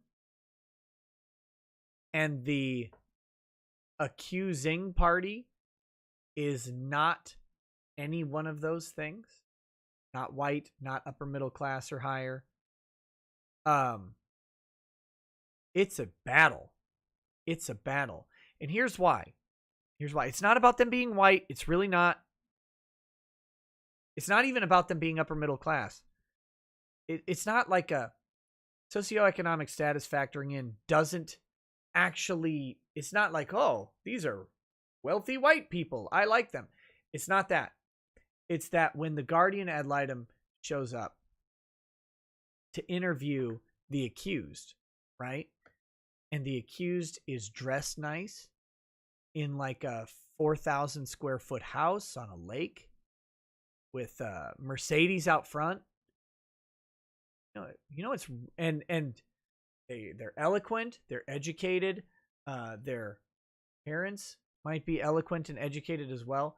The guardian ad litem shows up, they go, oh, I know people like this, and they're good in their head. It's subconscious. It's not actually a decision that they make. They just go,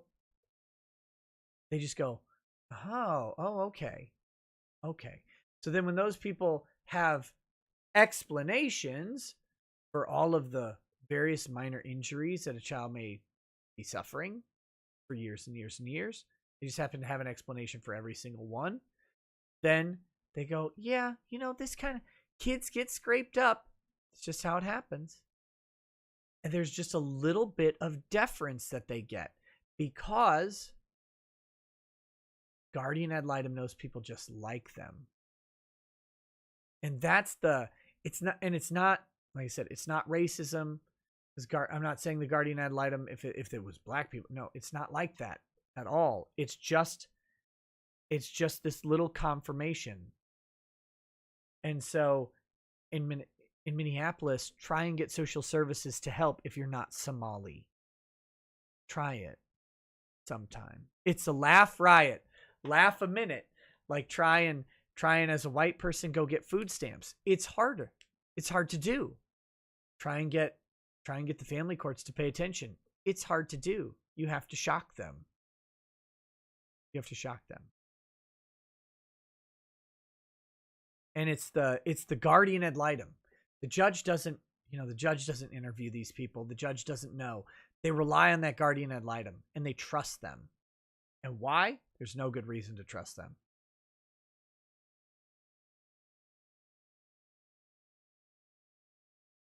Anyway.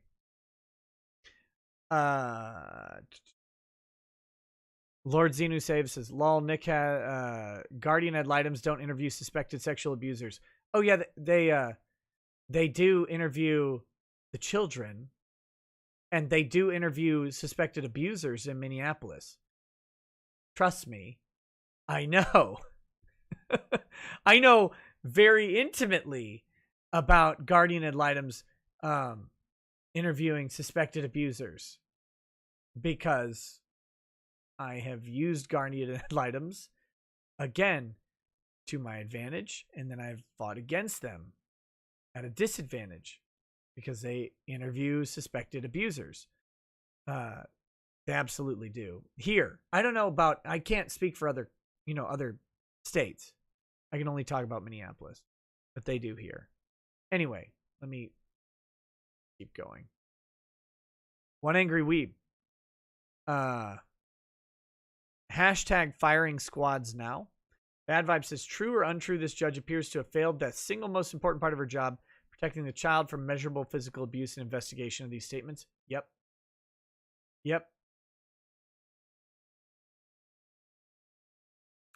I mean, the video alone makes me think that the accusations are at least credible and worthy of investigation. Bob the Troll King says, I'm normally pretty peaceful. This judge and this video makes me want to change that. What the hell is wrong with people these days? A lot. Nova Zero says, I'm just here sniffing some whiskey and we're talking about burnt American oak, and I think, convert the entirety of family court into one massive gas chamber, make it flammable, literally gas lit. I want to smoke. Loric Project says, the one bonus about the crash I was in is that I met a sexy state patrol officer and got her number. Oh, nailed it. Oh, good. At least she'll bring the handcuffs. Don't let her put them on you, though. Generalissimo says, let's try to maintain some optimism about the middle ground here. As far as we know, Joseph Rosenbaum died doing what he loved, chasing a minor. That's my favorite joke of the Kyle Rittenhouse. Is it Rittenhouse situation?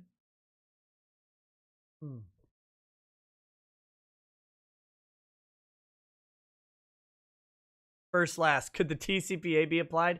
I don't think as amended it could be applied. But prior to the modification law in 2019, it actually very possibly could have. Anyway, I missed your super chat from earlier, Mitchell.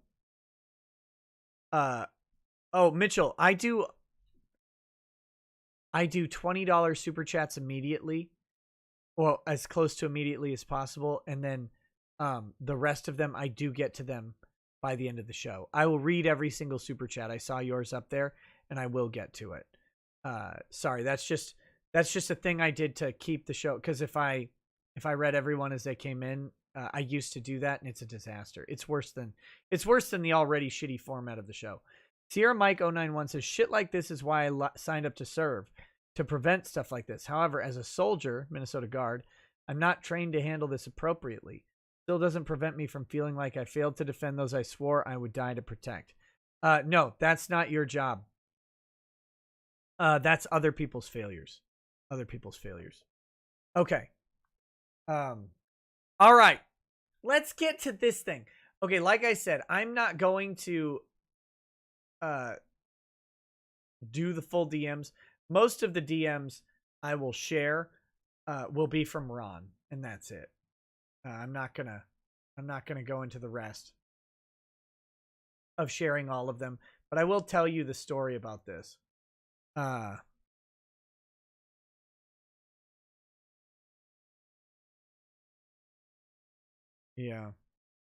I had an interesting. Ken Jennings sent me an interesting DM about the girl basically that she appears to be telling the truth based on his opinion. I'll talk to him about it some more. Maybe we'll cover it a little more in depth. Okay. So I'm driving. Transition. Hard pivot. I'm driving. Back from Florida. I have been in the car at this point. Let's see. I get these messages on Sunday around noon. I have been driving for 12 hours, roughly, at this point, and I have 12 hours to go.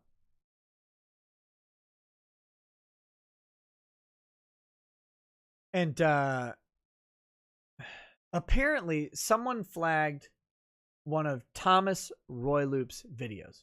Now, Thomas Royloop is affiliated with Shitty Webcomics. I don't know if you guys know about Shitty Webcomics. But they're guys who, I guess, complained about webcomics. I've had Thomas on the show. Before. He actually had a debate with Ethan Van Sciver on this show a long time ago, basically saying that Comicsgate guys were all wrong because they need to go into webcomics, like digital distribution. And the Comicsgate people said, lol, no, and made $1 million. And Thomas said, lol, yes, and made like a couple hundred.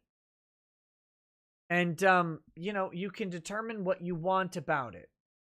But that's kind of what happened. So there's that. But Thomas had a debate with Ethan on my show. It was one of the first debates I ever hosted. It was a lot of fun, but ultimately that was kind of their base positions. So anyway, no, it was not the guy with the pedo comic. That was Jason Youngbluth. Very different. I would not besmirch the good name of Thomas Royloop by accusing him of being Jason Youngbluth, and I would not besmirch the good name of Jason Youngbluth by accusing him of being Thomas Royloop. Okay? Neither of them want to be the other person. So anyway, someone struck one of his videos. And so he was asking me about that. Now, people ask me about like various legal things all the time. I won't get into too much about it, right? But lots of people ask me just basic questions about what's okay, what's not. Lots of copyright and fair use stuff, and that's fine. I'm happy to give my opinion, and I have no problem with this. The weird thing was there were these follow-ups, which was why would someone side with people who strike channels over review? And then he mentioned some other things, which are fine. They're not really relevant. And I don't know what he means by, like, why would someone side with people who strike channels over review? I don't know. I don't advocate the striking of channels. Not in my idea. And no one asks me. No one's like, hey, Nick, should I strike that channel? Because my answer would be like, nah, probably not. Because if you don't intend... Here's the weird reality of YouTube, right? If you don't intend to take a case to court, a DMCA can be overcome by just a person saying, no, I did a fair use analysis and it's fine. And then the video stays up and you look like an asshole for striking it. If you're prepared to take him to court, by all means. But really, like, it makes you look bad to strike channels. So I typically would not advise someone to actually strike it unless they're willing to go the distance. Like, if you're going to go the distance, then go, do it, I guess. That's part of the process that you can use. But most YouTube spats over copyright, I think, are stupid. Like, just who fucking cares? For most people, it's not that big of a deal. Because most people aren't making thousands and thousands of dollars on a video, right? So if someone copies Like if someone copies one of my videos, it's impossible to say the amount. But I mean, we're talking if someone straight copies one of my videos and then posts it on their own channel. You could maybe argue that I'm losing $5 to $10. Maybe. And it would really depend on the video.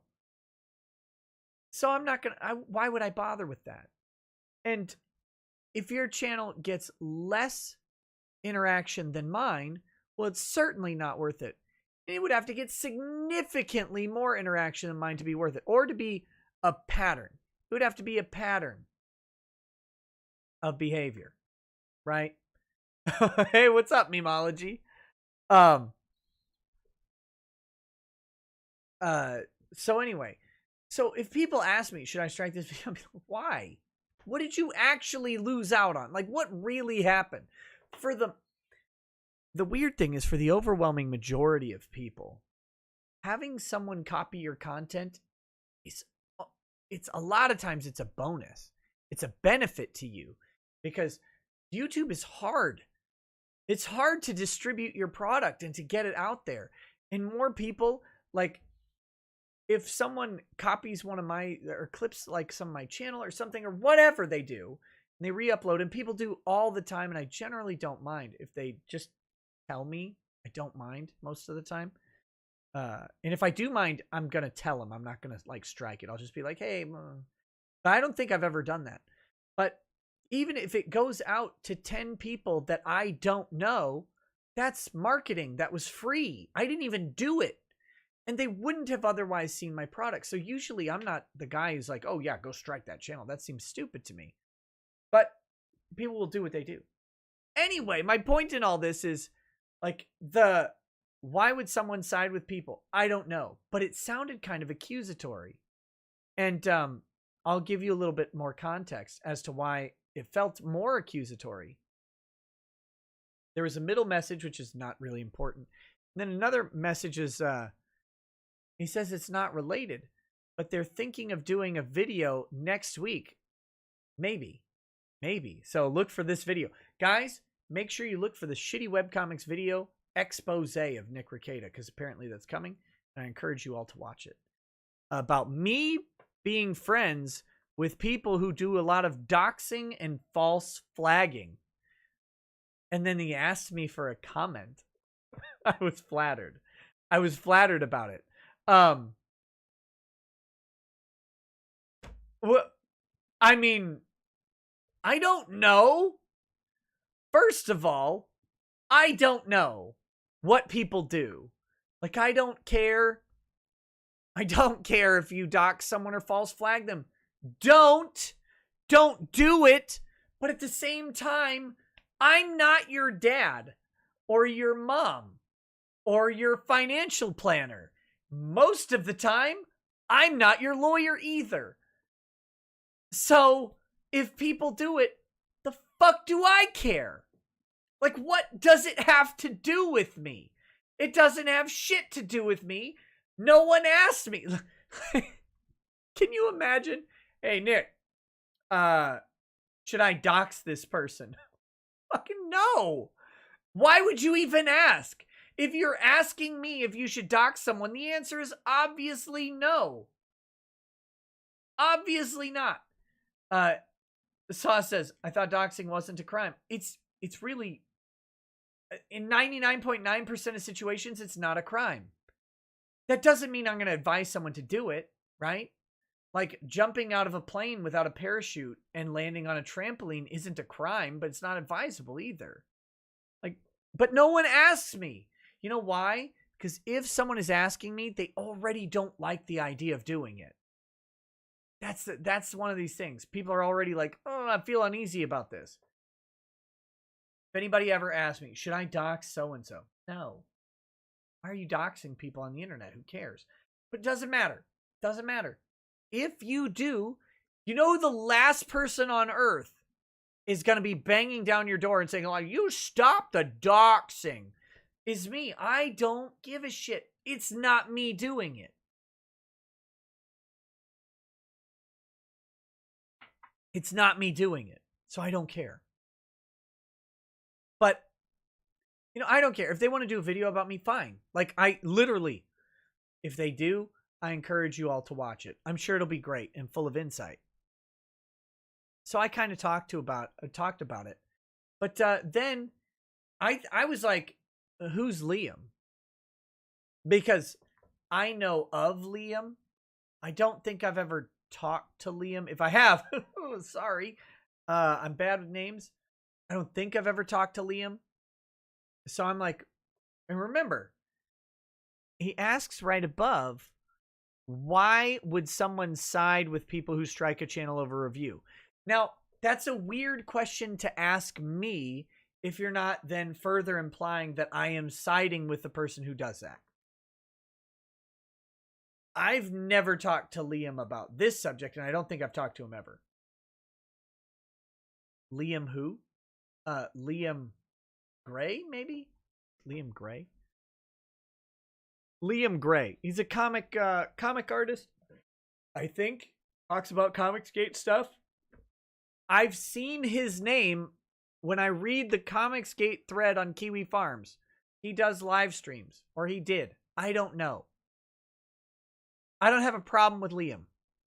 I just don't really know him. So I'm not going to act like he's my buddy. Because whatever, he's a guy. But I also, Liam's never done anything bad to me either. So I'm not going to sit here and shit talk him. I just don't know the guy. I don't care.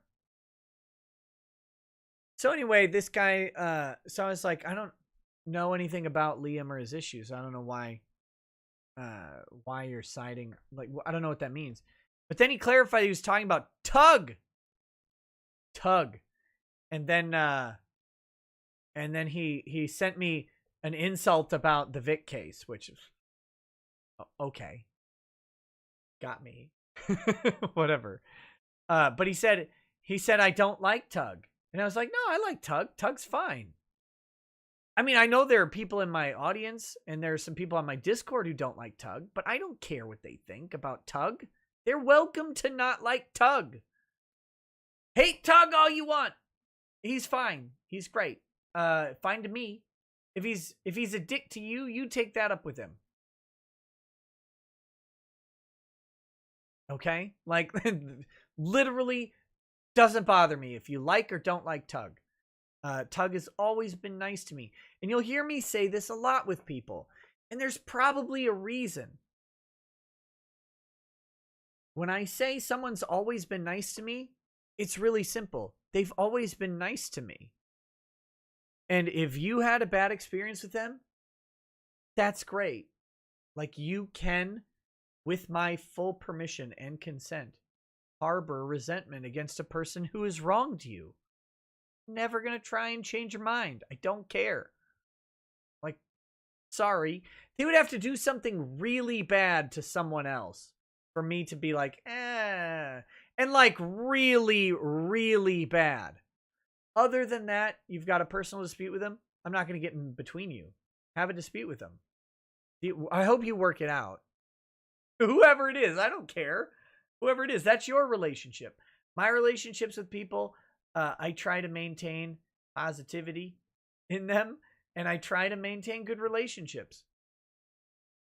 If someone fucks me over, well, I mean, I guess most of the time I'm just going to kind of ignore them. That's fine. They want to. I'm a nice guy.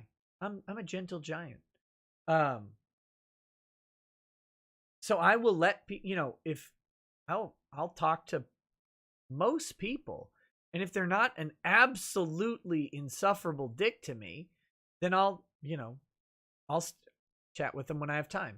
That's it. I'm good like that. So anyway, so then I'm like, I like Tug just fine. And I asked him why he was allergic to being likable. Because I don't know if you guys you may not have ever encountered Thomas. But Thomas he's got this thing inside him, I think. I don't know if it's like a butt plug or something, but he has this thing inside him that makes him allergic to being liked. And there's lots to like about Thomas. He's brazen. He hates things. He makes fun of things. He's mildly interesting. Like, he ran this forum, Shitty Webcomics, for a while.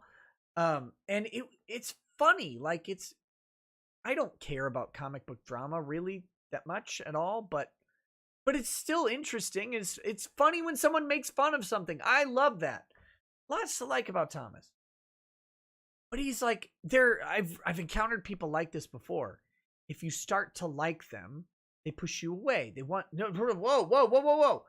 They have to be opposed to being liked. If they're liked, it somehow compromises who they are or whatever. And that's fine. But I was like, why are you allergic to being likable? Because I don't have a problem with Thomas until now. Now I do, apparently. Apparently I have a problem. It's not, I didn't do anything to make the problem happen. Other people that I know did stuff, and that means I have a problem now. Apparently, I don't know. I don't get it. But this is how my internet life goes. It's always like, how can you even speak to Ethan Ralph? He did something so heinous and retarded. I'm like, have you met my cousins? You think Ethan Ralph screwed up? Do you even have a family, bro? Like, I don't care. Did he kill somebody? Did he eat a baby? Like, other than that, is he just being dumb? Okay, he's dumb. Great. Fantastic. Make fun of him. Win. This peg leg porker is great. You know how I know this peg leg porker is great?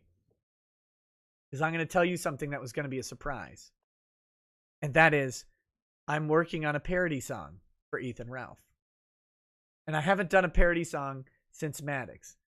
And I'm going to do the parody song in absolute love. I just thought it was funny. I was driving for 24 hours and I heard Free Fallin' by Tom Petty like 12 times. So Ethan Ralph is going to get a parody song if I ever get around to it. Don't hold me to it. That's drunk talk. That's drunk talk. But no, I don't care. They're like, oh, Dick Masterson said stuff about Lolly. I'm like, yeah. Have you met Dick? He's a contrarian, and if you tell him his opinion is shitty, he will double down and swim in it. That's who he is, and I kind of like that about him. It's funny, but I don't care. It's not me. If you have a problem with Dick or Ethan Ralph or Tug or Liam or anybody else in the world, go talk to them. Why are you wasting my day?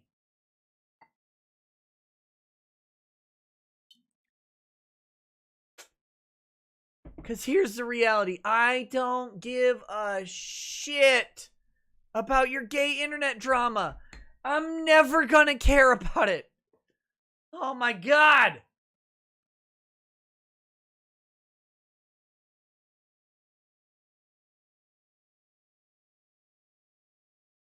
But anyway, moral of the story. The story's still going on. I'm gonna wallow in it a little bit. It's already fucking late, so who cares? And we haven't gotten anywhere.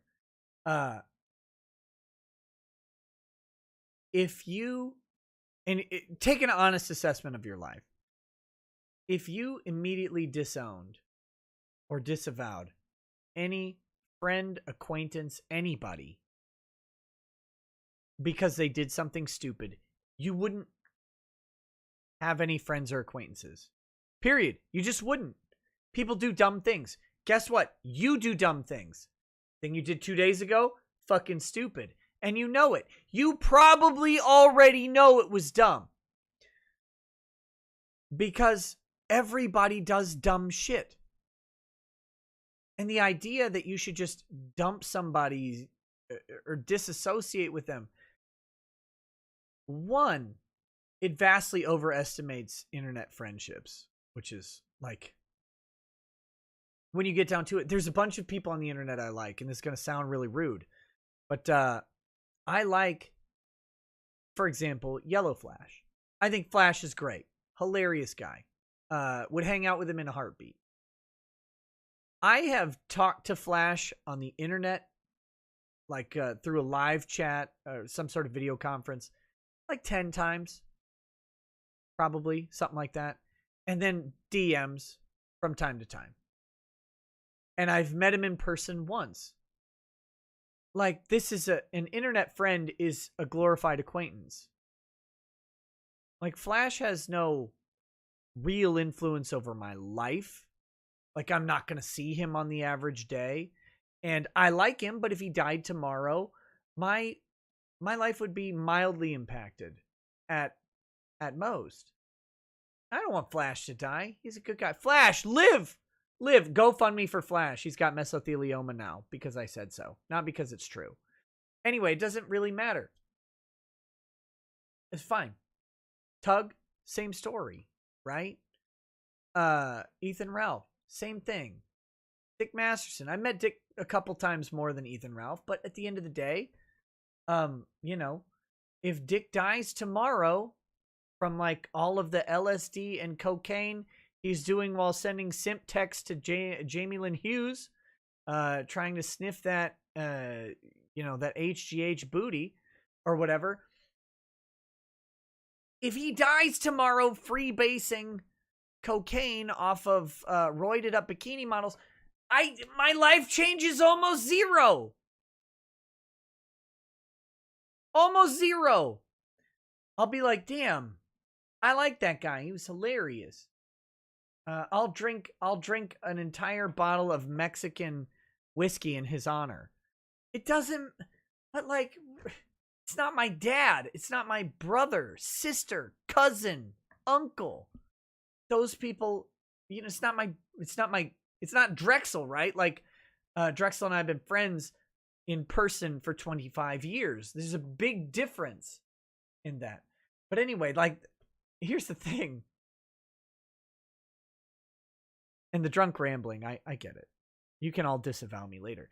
But internet friends are internet friends in all respects. Like, okay, I talk to them online, but I'm similarly not invested enough to disown someone. Because they have to try really hard to hurt me. And you guys should maybe consider that for your life as well. Like, look, someone online has a problem with someone else. Well, welcome to the fucking internet. My mantra is if two people know who you are, one of them hates you. That's the internet. So, would I cry at Drexel's funeral? Fucking A, no. Wait. I was going to say if I cried, he might come back from the dead to kick my ass. So maybe yes. But only on the condition that he would come back from the dead to kick my ass. That's the only reason. It'd be a utilitarian cry.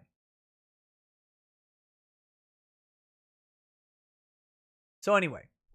All this to say is, internet associations, most of these people don't have enough investment in my life to do damage to me. Now, that's not to say that people can't do damage, right? There's the drama damage that can be done, and that shit's been done all over the place. By the way, everyone I know just about is fucking guilty of it, and they have all, in some way, contributed to impacting subscribers of mine. And fuck all you for that. But at the end of the day, like, they would have to try. They'd have to reach into my life to personally hurt me. They'd have to go and insult something. And that's fine. They don't do that.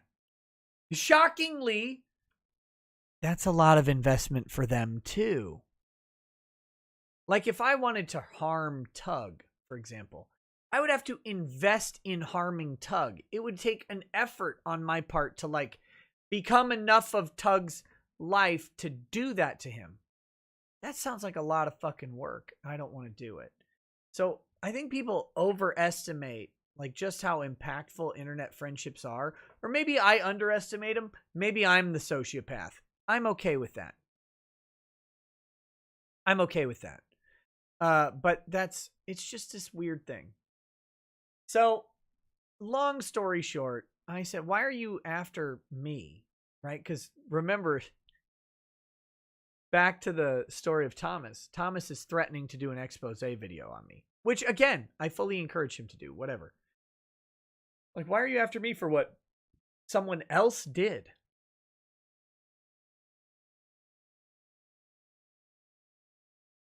Brass Knuckles, get banned!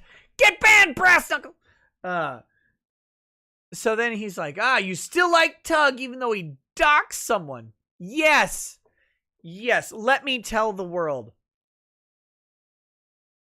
I still like that umbrella guy, even though he doxed someone. I don't know who someone is, and more importantly, I don't care who someone is. And if Tug asked me, if he called me up and said, hey there, should I dox so-and-so? I'd say, nah, Tug, don't do that. You probably just shouldn't do that. I don't know if he actually doxed anyone. More importantly, I don't give a fuck if he did. Because that's not me. It doesn't matter. So you're still friends with Tug? Bitch, I'm still friends with Null, who runs Kiwi Farms. Like, you're gonna have a problem with Tug doxing someone? Again, hey, Tug and Null, don't dox people. Don't do that. But at the same time, I'm not your dad, and I don't give a shit.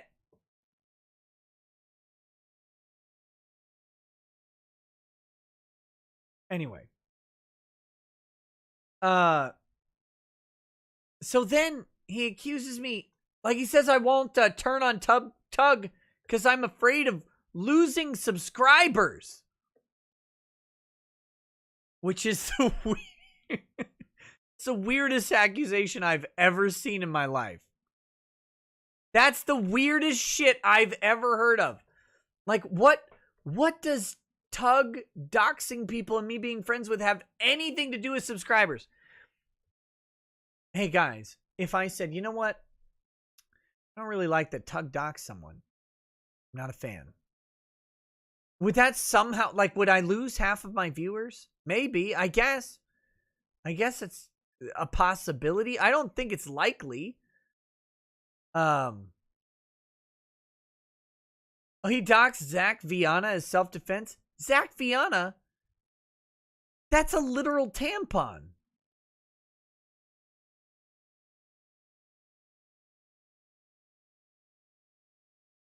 Is that the doxing? Who cares? Zach Viana's a piece of shit. Fuck that guy. I could care even less about him. Jesus Christ. Here I thought it was someone important that got doxxed. Holy shit, is Zach Viana? Woo! I'm just waiting for Zach Viana to get killed by some person at an Antifa thing. Because I think he's retarded enough to do it. Not that I want him to. Absolutely. Hey, Zach, I hope you live a long and fulfilling life. YouTube, please understand. I'm just expecting that he'll show up in a headline. Not that I'm wishing for it. I just think it's going to happen. Because he's a dumbass.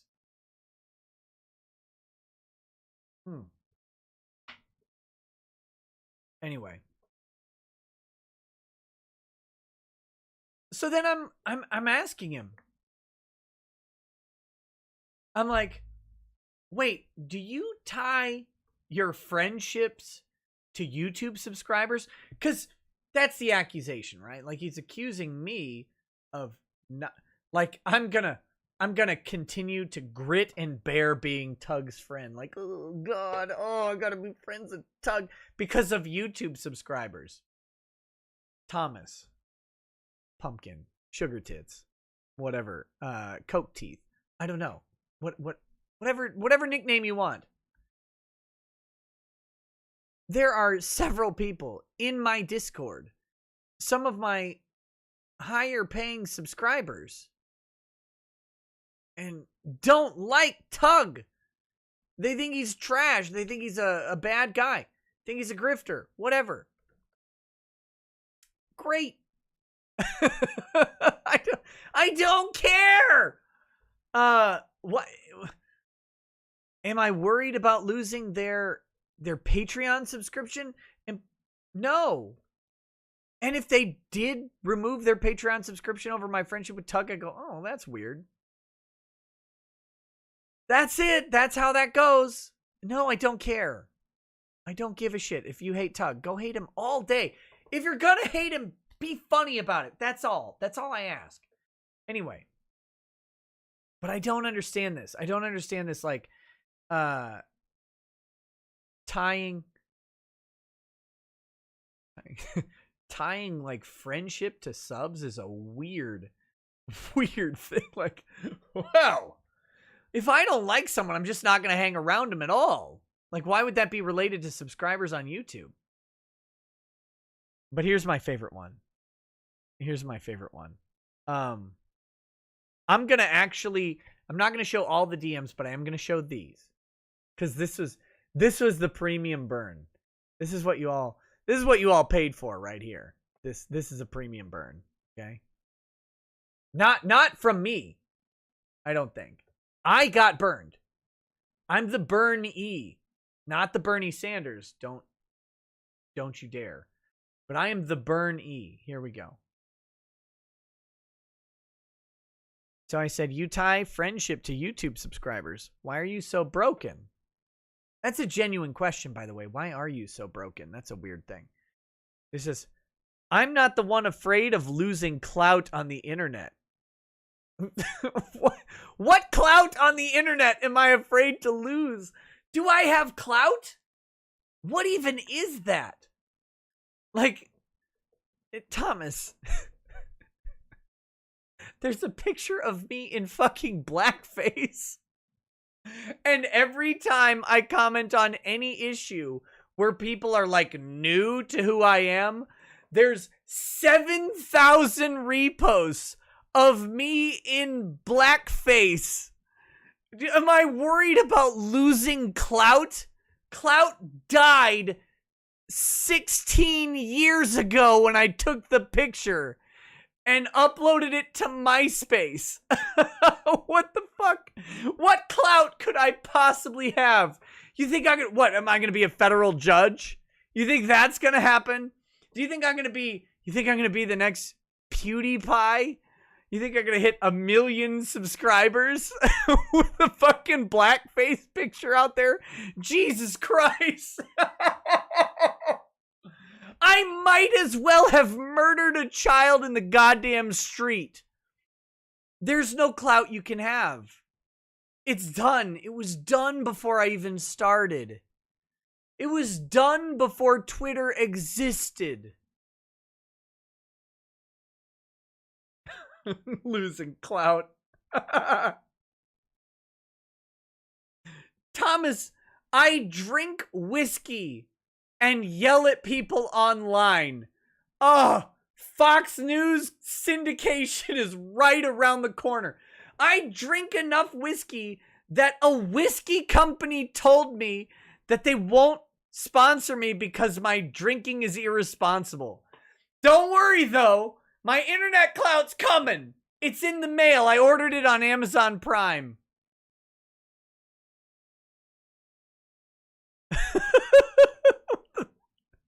These people are fucking weirdos.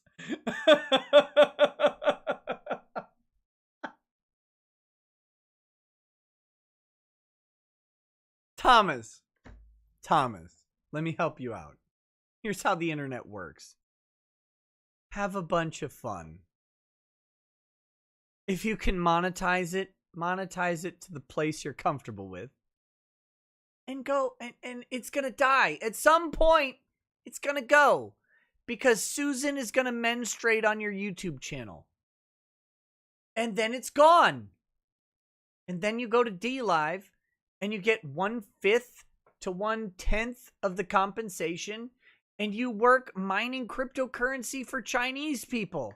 Great. That's how it goes. And then eventually you're unemployable forever and you die under a bridge. I'm resigned to dying under that bridge. But it'll be a nice fucking bridge. I'm not picking a shitty Minnesota bridge.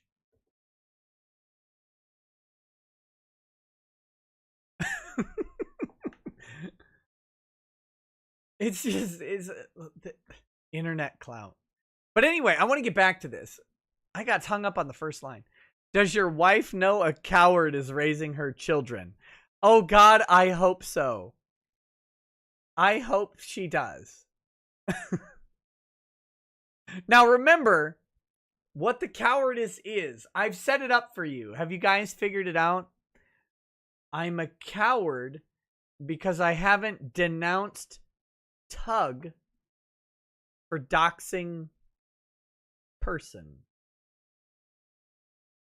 Because I'm apparently scared of losing subscribers. I told Lady Rackets, Thomas, he struck right at my core. And look, at the end of the day, I'm a family man, and I'm honest with my wife, which is why we've been married for 16 years. I let her know right away. I was like, Lady Rackets, I know what you really want to do tonight is go to bed, but I have to tell you, someone on the internet wanted me to let you know that I am a coward. And followed up with this statement. Okay? Followed up with this statement. And I quote Thomas Roy Loop. This is a real quote. I am not making this quote up. This is a real quote. Quote Thomas Roy Loop. If I were Lady Rackets, I'd be going out and having sex with strange men. Basketball players, Greeks, men from Greece.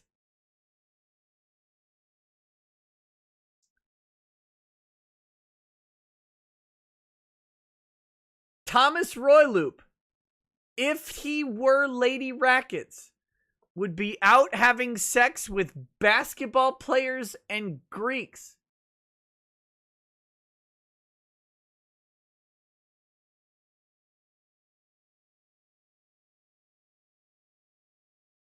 And I was killed. I was killed live, online. I died from that.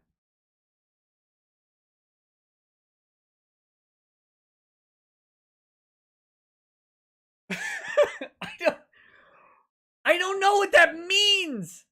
I don't know why he would do this. I don't know why that was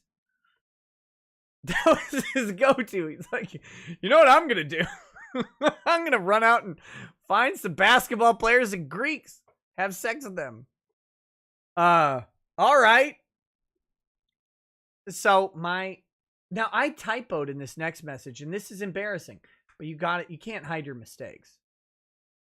I said, your definition of cowardice is weird. For you, cowardice is disavowing. But I meant not disavowing people who have never done anything to me because some internet weirdo doesn't like them. And then, of course, I follow up. It's funny that you fantasize about basketball players having sex with you, though. Cheers. And cheers to him for that. I applaud him, his fantasies, and he can have them. That's a weird fucking thing to say to someone. That's weird. But yeah. So, all right. I don't know what else. I don't have anything else on Thomas. That's it though. So Thomas is, let's recap what happened there. Thomas asked me a legit question, which is fine. I answer these types of questions whenever I see them and can. If I missed yours, I'm sorry. If I missed yours, send me another message. I might get it. It might just have gotten lost in notifications. I try to answer a lot of them. I really do. If I missed yours, it's really not personal. Even if I can't answer, I'll just say, I don't know. Or I can't answer that. Sends me a legit question. Fine. Then questions my associations with Tug. I mean, that's okay. But notice what he did. This is the real thing. And this is the weird quid pro quo implied.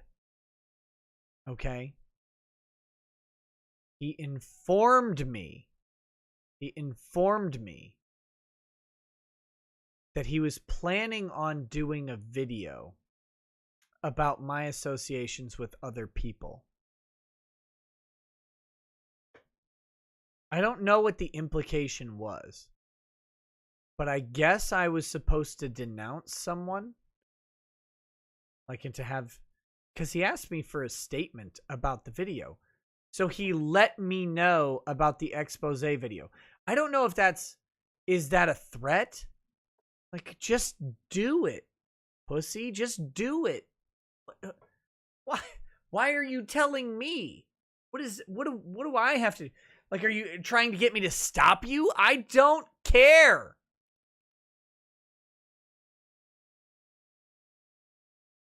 So I don't know what that is. It's a weird thing, right? Like, here's your associations. By the way, just letting you know. No relation to what we're talking about. I'm thinking about doing an expose video on you next week. Well, I guess you better get to work then. I don't care. I don't care. So, maybe after this video, that will prompt him extra hard to do it. If he puts it out, I encourage you to watch it. Just so you know, I associate with doxers and brutal interneters all the time. And I don't care. I also will associate with you. And you're probably a bad guy too, whoever you are. The royal you. Don't worry, Baneling. I'm getting to it. I'm getting to it. This is my first time. I'm back in the vault, baby. I'm back in the vault. I'm fucking immune to everything. Yeah. Go ahead. Do you need a list of friends that are bad people? All of them. Whoever you want. They're bad. My friend Drexel. I don't know if you guys know this, but Drexel talks about utter degeneracy constantly and talks about a worldview that is vastly divergent from mine, in which I am in a committed, loving relationship with my wife of 16 years and don't even know what it would be like to try and do anything different. That is the literal opposite of Drexel. And I fully and vehemently disagree with the lifestyle that he advocates. Still love him. Great guy. Fantastic friend. Do I think he's wrong about stuff? I hope he is. But my life is way different than his. For one, I'm Who-white. For two, I got married really young. For three, I wasn't burned by the family courts. If I was burned by the family courts like he was, I might be a pissed off man too.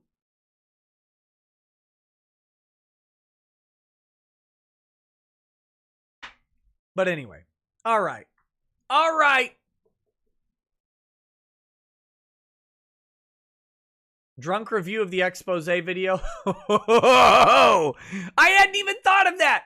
DCV Titan, you are promoted to Grifter Apprentice or Grifter Advisor. From Grifter Apprentice to Grifter Advisor. You're promoted. That's a brilliant idea. Why didn't I think of that? I'm drinking now and I'm talking about chats. We'll do it. We'll do it. So anyway, Drexel's still my friend after I doxed him. He doxed himself on Q's show and you know it. But I don't. Here's the thing. To all would-be interneters out there who want to do some video on me. Great. Cheers. I hope it's funny. I hope it's interesting. Please make it true. That's all I ask. Just make it true. Like, I don't know. Let me level with you guys. I work really hard at trying to be truthful and accountable in everything. It's really a tough thing to do, right? Because when you fuck up on something or whatever, you want to hide it. When people make fun of you, people shit on you for stuff, you want to like hide that or whatever. And I don't. And sometimes it's hard. Like, I've been asked by several people, how do you deal with it? People legit like come at you pretty hard. And it's like, well, you have to just kind of foster the idea in your own mind that you're not going to mess with that. You're going to be okay with it. So I really do try and be honest with you guys about everything. The only thing I won't do is like something that endangers my family. But other than that, I don't have anything to hide because I'm a guy on the internet having a good time. And if you have something to hide, like Pokimane having a boyfriend, for example, that can really hurt your good time if you try and hide that, because someone will expose it at some point. So if you want to make an expose on my internet friends, just ask. I'll give you the list. They probably have all done something bad that I don't know about. Listen, I've met worse people in my life than any of them.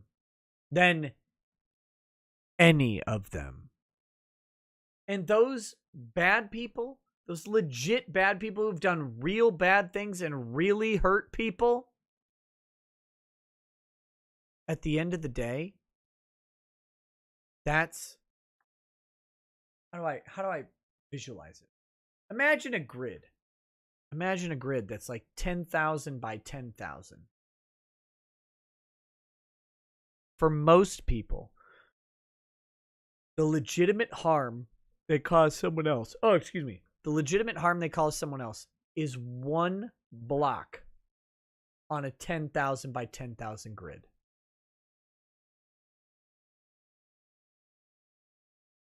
That's it.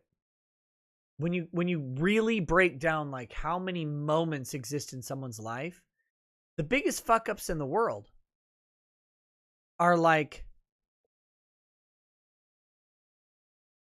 they're a tiny percentage of someone's life.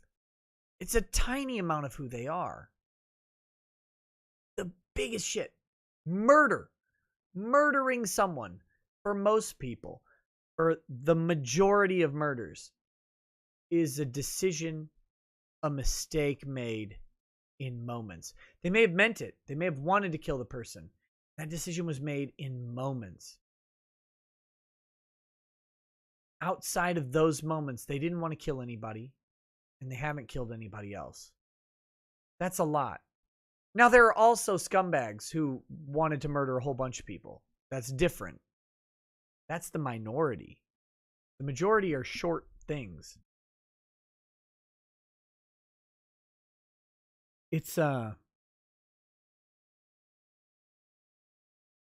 met some people who've done some really bad things in my work, in my life.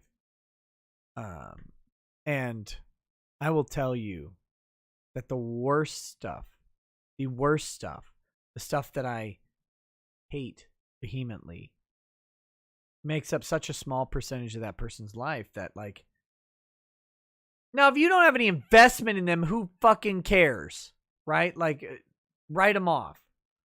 It doesn't matter. But it's also just a tiny part of who they are. Most of them, it's a mistake. And Vic was not one of them. No, Vic, I will maintain Vic's innocence forever.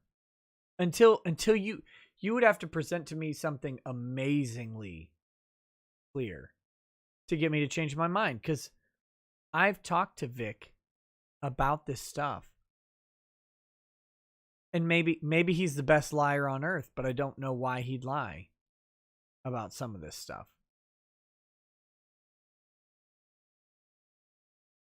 Yeah, I don't know.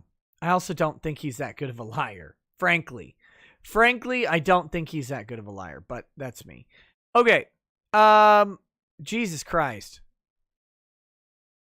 All right. Let's move on from this subject. I'm not going to go into the rest of the chats. Oh, well, no, I will. I'll cover the last. There were just two more messages. He said, "Don't be so mad. After all this is over, maybe I'll let you clean my toilet. So there's that. Now, mind you, I have never I have not thought about Thomas Royloop in months. Like, I saw his name pop up a couple times in the Kiwi Farms thread, and I was like, oh, okay. I've heard his name from a few people here and there. I'm like, oh, okay, whatever. Whatever. There's weird. The Comicsgate shit is too fucking busy to follow. It's too busy. Shout out to my hateful friend Ethan Van Sciver. Shout out to my hateful friend Doug TeNapel. By the way, Ethan and Doug, both terrible people who've done terrible things. And they all merit canceling, and I disavow all of them.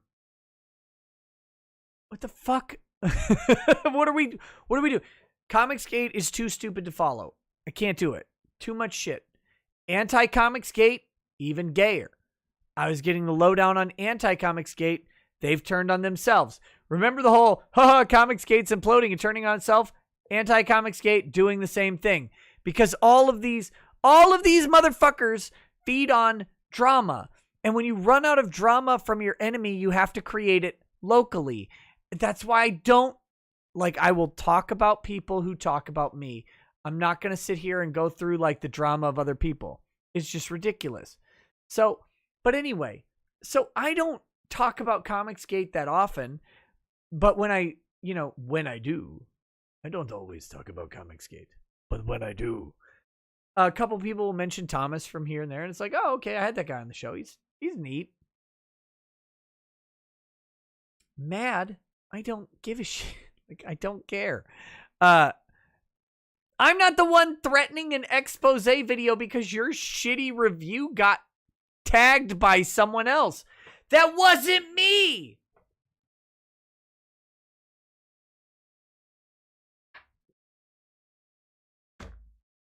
I don't know. I don't know what to do. I don't care. I really don't. Like, mad? No. If you're going to make a video about me, go ahead. The first thing I said was, go ahead and make the video. I gave him the quote. Do you want to hear the quote? I guess I'll tell you. Here's the quote. I won't read everything around the quote because there's other stuff. So I said, put him on your show? No. I mean, that sounds terrible. I said, as for your video, if you want to use my name to generate clicks, I don't care. I'm not responsible for other people's bad decisions, and they don't ask my advice. Attaching my name to other people's actions is pathetic. That's it. That was the whole quote. I gave him that. He can use that quote all day. I am noticing my fucking stream is like, it doesn't say it's dropping frames, but I'm noticing it freezing up. I don't know if it's freezing up for you guys, but probably. But yeah, go ahead. Like, what am I going to do? Stop you from making a video on YouTube? What is it? Like, are you loading up trains with people and sending them to camps? If you're not, I don't fucking care.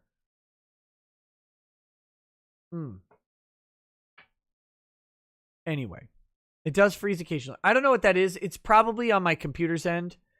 I'm sorry. I think to fix it, I have to reboot my computer. I think there's a pending update that's fucking it up. The PC does not have water damage. The PC was 30 feet from water damage. So.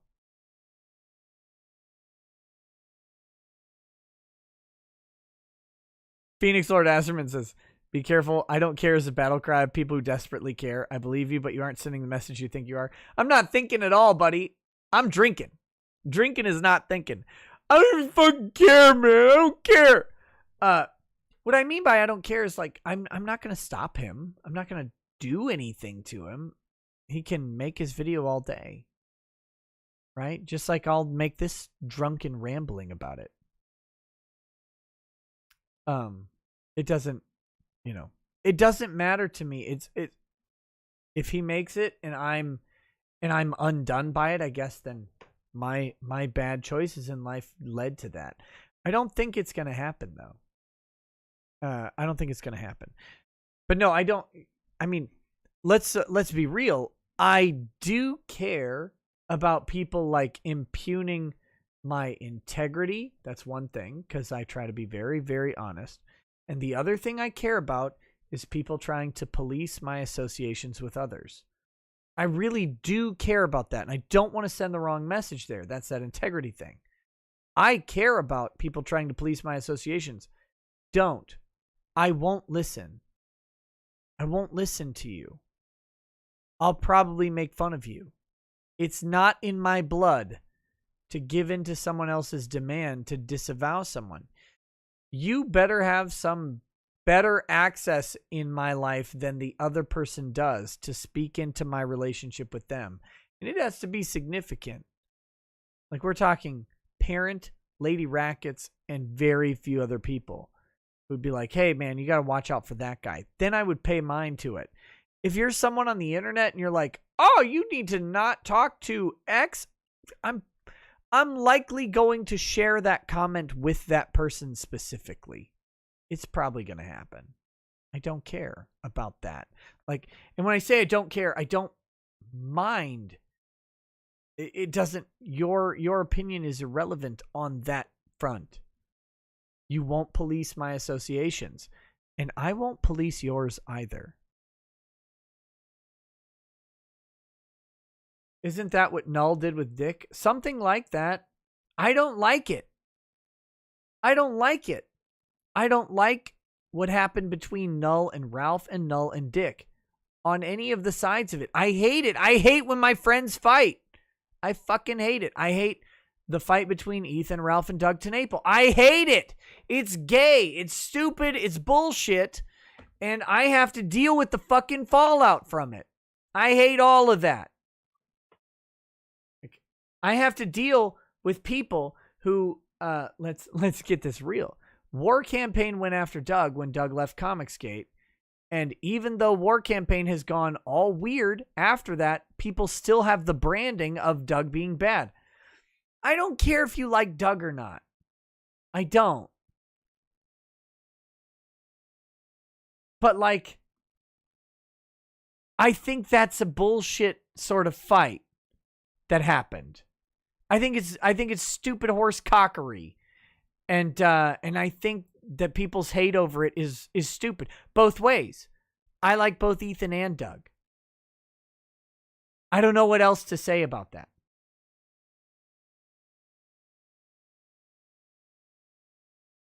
And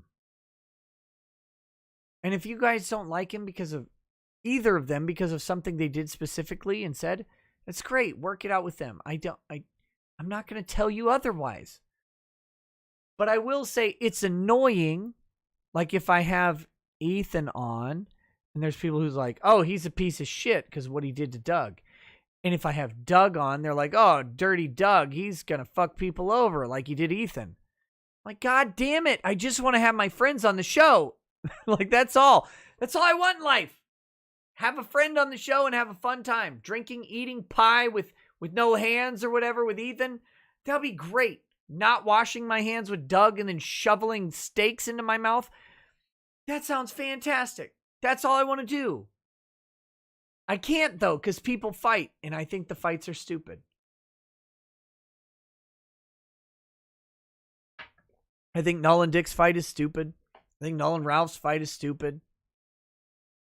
I think it's all stupid. I hate it.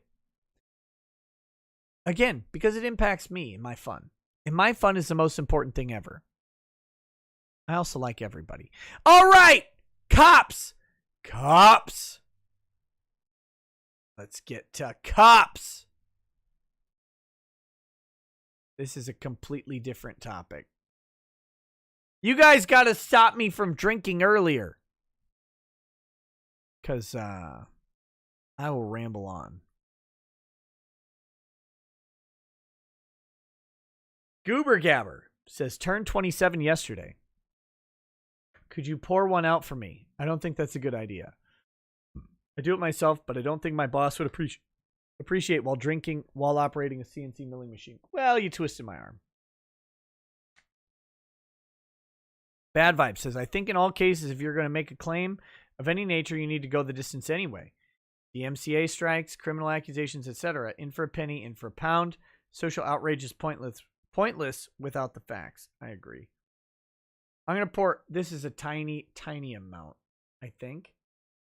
Is that actually tiny? Or am I now your weird uncle, right? Who's like, it's just a whole bottle of gin. What's wrong with you? It's not that much. I drank 2 yesterday. Is that a little amount? I don't even know anymore.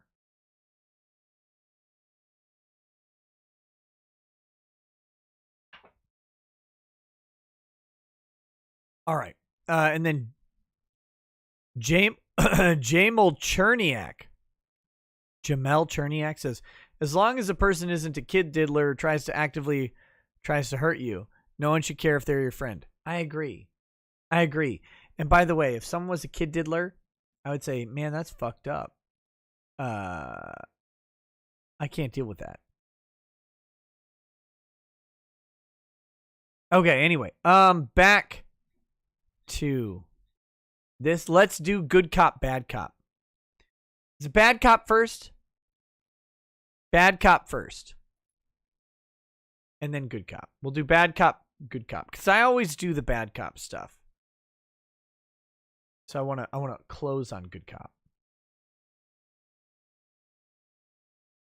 Take it from a cop. Legal marijuana will cloud enforcement of highway safety.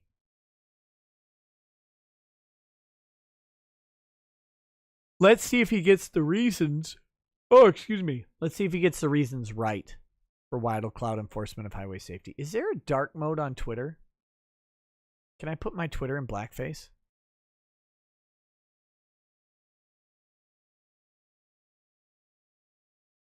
Display.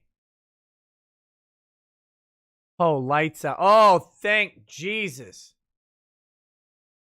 Oh my God. I feel like my brain was fucking on fire every time I looked at Twitter. Okay.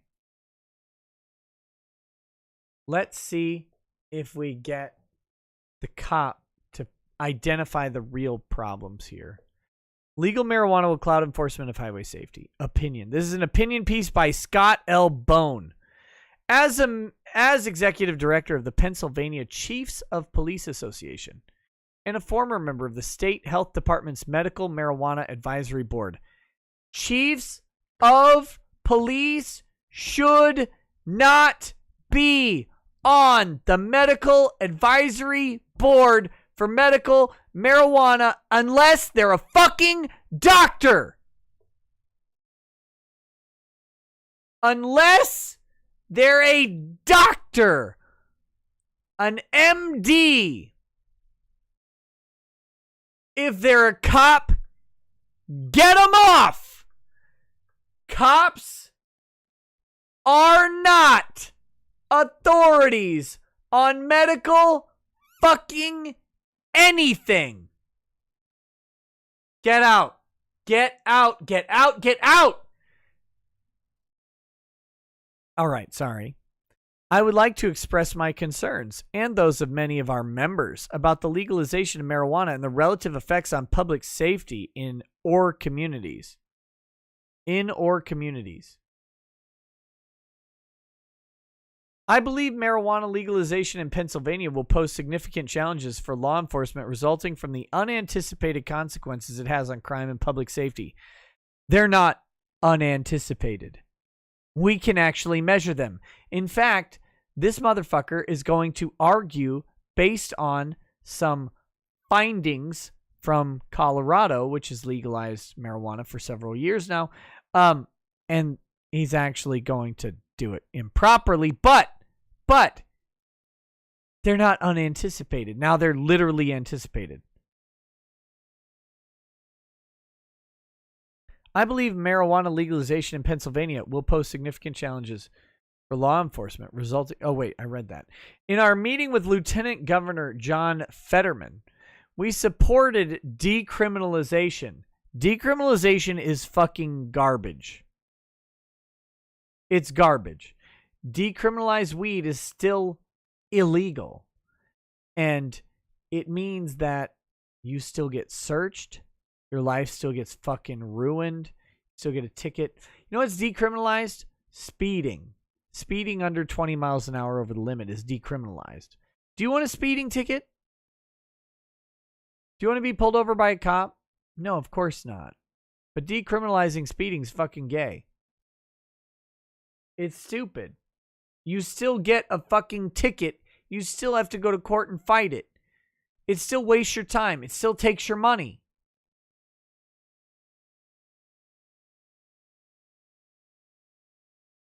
Anyway.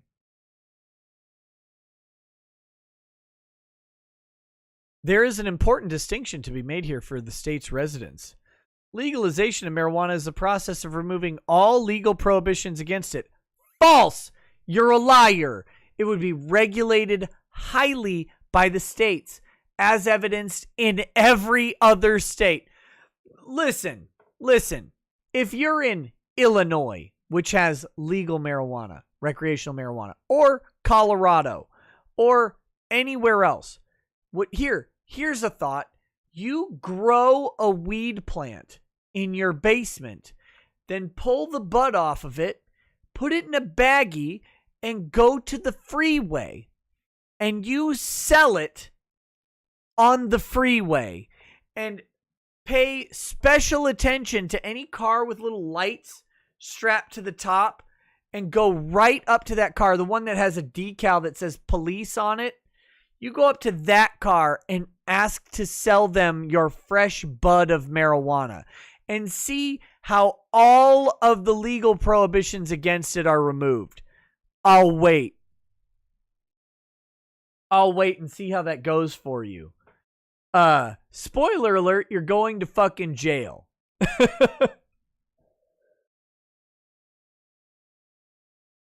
That's like saying, you know what's legal? Ritalin. Ritalin's legal. Try just buying Ritalin from like a kid or whatever. Try it. See how legal that is. Tell a cop you bought Ritalin from a 13-year-old and see how that goes. It's still regulated, you fucking dumbass. Fucking, I hate the scaremongering. Marijuana would be available to the adult general population for purchase and use at will. Similar to tobacco and alcohol. Oh, yeah. There goes all legal prohibitions against it. Just like tobacco and alcohol. Because, you could just go to a grocery store, for example, and just buy all of the liquor in the world. Now, in a few states, you actually can buy liquor in a grocery store. In most states, you can't. Can't do it. You could buy beer or wine, but liquor, you have to go to a liquor store. This is fucking stupid. Cigarettes. Yeah, be 17 and buy a pack of smokes. Buy a pack of smokes without an excise tax that is double the cost of the cigarettes themselves. Try that. Decriminalization is the act of removing criminal sanctions against an act, article, or behavior. No, it isn't. Still wrong. The criminal sanctions, first of all, you get a civil fine, which goes in your criminal record for your marijuana possession. The other thing they do, though, is your possession of marijuana is a justification for a search of everything that you have. Everything. Because they might find more weed. They might find a criminalized amount of weed. If you have one joint, you might have 50. Like in a plastic bag shoved in your ass. That's how people carry their joints around. Is they stretch out their sphincter and they shove 50 joints into their own asshole so that they can have one joint hanging out. That's what happens. But yeah, Decriminalization is the act of removing criminal sanctions. No, it's not, though. It's not, though. There are insufficient data to determine the true impact of legalized marijuana on crime and safety. However, let me give you a skewed position of the data.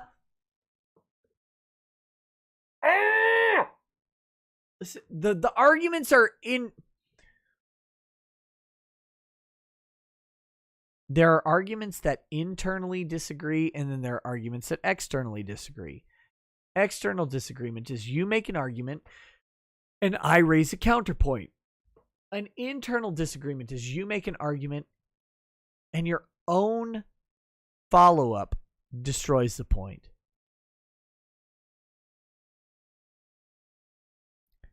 If you say there's insufficient data, and then you give us data that we should trust, you already said that the data wasn't sufficient. So why are you giving us data? And also, let's check this data. High potency THC from marijuana hash oil extractions, which are used in making legalized laced edibles and beverages, has led to overdoses, potential psychotic breaks, and suicide attempts.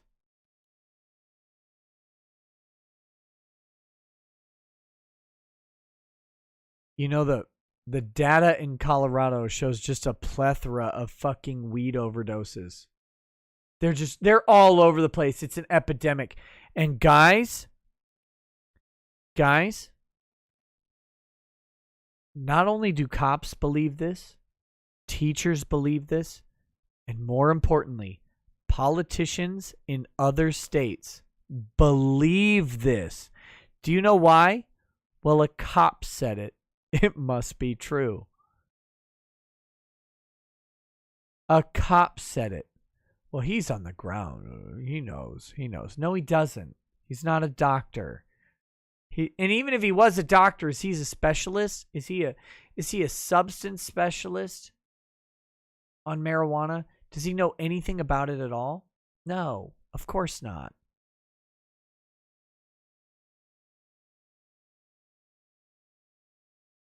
But no, there are no overdoses. There are no known overdoses of marijuana. Ever. If you read... There was one article about an overdose in Colorado that came out like a year ago. And immediately, the medical board or whoever in Colorado, a big group of doctors came out and said, no. They misstated what we said. It wasn't actually a marijuana overdose. You know why they did that? It's really fucking hard to OD on weed. Your body just shuts you down, puts you to sleep. You don't need to OD on weed. You just go to sleep, and then Brock Turner comes up and rapes you.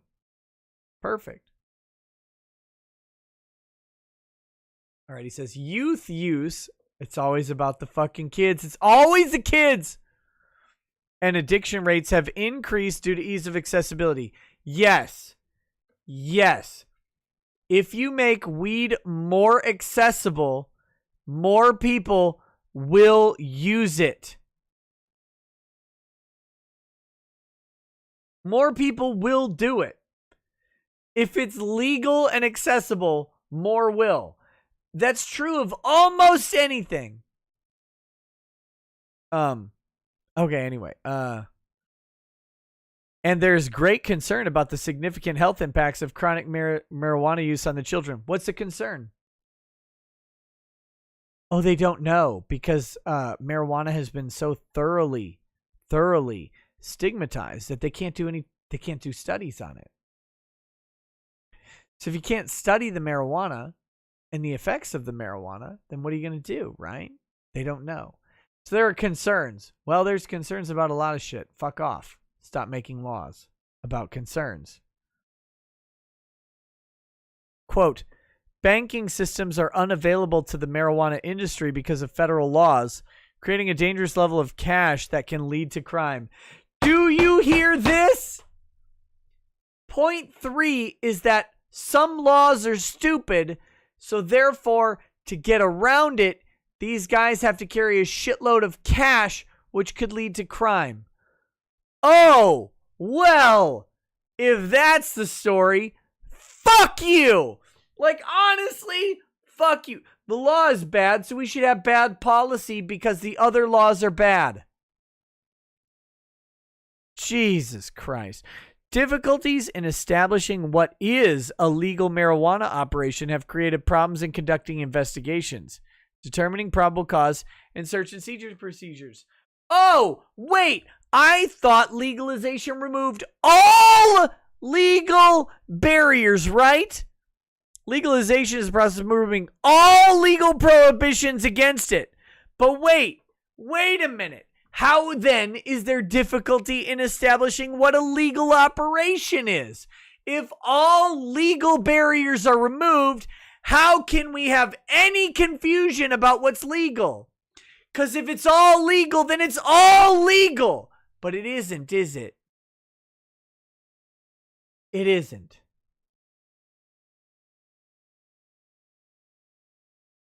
Marijuana illegal trading. Oh, wait, no, sorry. Determining probable cause and search and seizure procedures. This is the problem with decriminalization, is that decriminalized doesn't mean legal, which means if someone's got a decriminalized amount of weed, they might have more weed, which justifies a search and seizure automatically. Marijuana illegal trading through the black, racist, and other markets has not decreased. Wait, why would there be a black market if it's all legal? Oh, wait, it isn't all legal. You're a fucking liar. Diversion across state boundaries has created issues for states that do not have legalized marijuana laws. Pennsylvania legalizing marijuana may mean New York, Rhode Island, Connecticut. What other states touch Pennsylvania? I don't even know. Might have problems with people breaking the law and leaving the state with weed. That might happen. That's a real possibility. So, what does that have to do with Pennsylvania law? If Pennsylvania wants to legalize pot, who cares what Rhode Island or Connecticut think? New York, New Jersey, Ohio, West Virginia. Who cares? Who cares what they think? Rhode Island doesn't touch Pennsylvania? Well, listen. Rhode Island sucks anyway. Who cares? Who cares what happens? Detecting driving under the influence of marijuana is a significant challenge for law enforcement. You know why? You want to know why? This is a great thing. Alcohol. They can determine impairment at a specific amount. They say right now it's 0.08. Debatable, but they say it's 0.08. I'm above a 0.08 now, so who cares? But it's debatable. Marijuana, there is no amount that is automatically impairing. There isn't. There's no amount of milligrams per liter of THC that automatically impairs someone. In fact, it's impossible to predict. It's great. It's great. Weed is so funny. There is no limit. There's no amount. For you, it might be 5 milligrams per nanoliter or whatever. For me, it might be 50. No one will ever know. In fact, they don't even know. The interesting study that I was reading recently is that high concentrations of THC don't produce a subjectively better high in the user. Let me break that down for you. If you have a joint loaded with weed, same amount, like 2 grams. I don't know how much. I don't do drugs. 2 grams of weed. Same. You have 2 grams of weed in one joint, in joint A, and 2 grams of weed in joint B. And in joint A, it's a 25% concentration of THC. And in joint B, it's a 45% concentration of THC. Alcohol has this, right? Like a beer and a whiskey are different concentrations of alcohol. With weed, the concentration of THC does not determine the subjective high. That's crazy. It's not even tolerance. It's not about tolerance. There's some other factor. When they do blind studies of the amount of THC in a specific thing, and they've done this on green flower and they've done this on resin as well, it doesn't matter. When the amounts are blind, and this is great news for you guys. If you can buy cheaper weed in the legal states that are out there, you can buy lower concentrations of THC. It doesn't actually affect your high at all. There are other factors that are more determinative of high than THC content, which is crazy. Crazy stuff.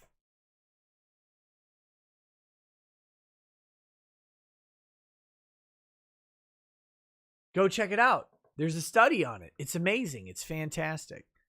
They don't know what to do because they don't know, like they can't tell how high someone is by the concentration of THC in their blood.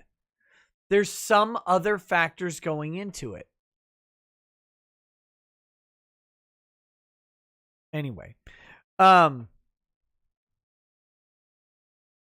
detecting driving under the influence of marijuana is a significant challenge for law enforcement. Currently, there's no roadside test for marijuana intoxication. Well, are they giggling a lot, bro? Did they ask you if you literally sell chips out of your squad car?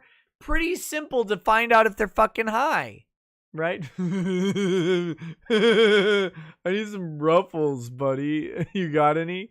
Like, that's how you figure out if someone's high. That's it. That's the test.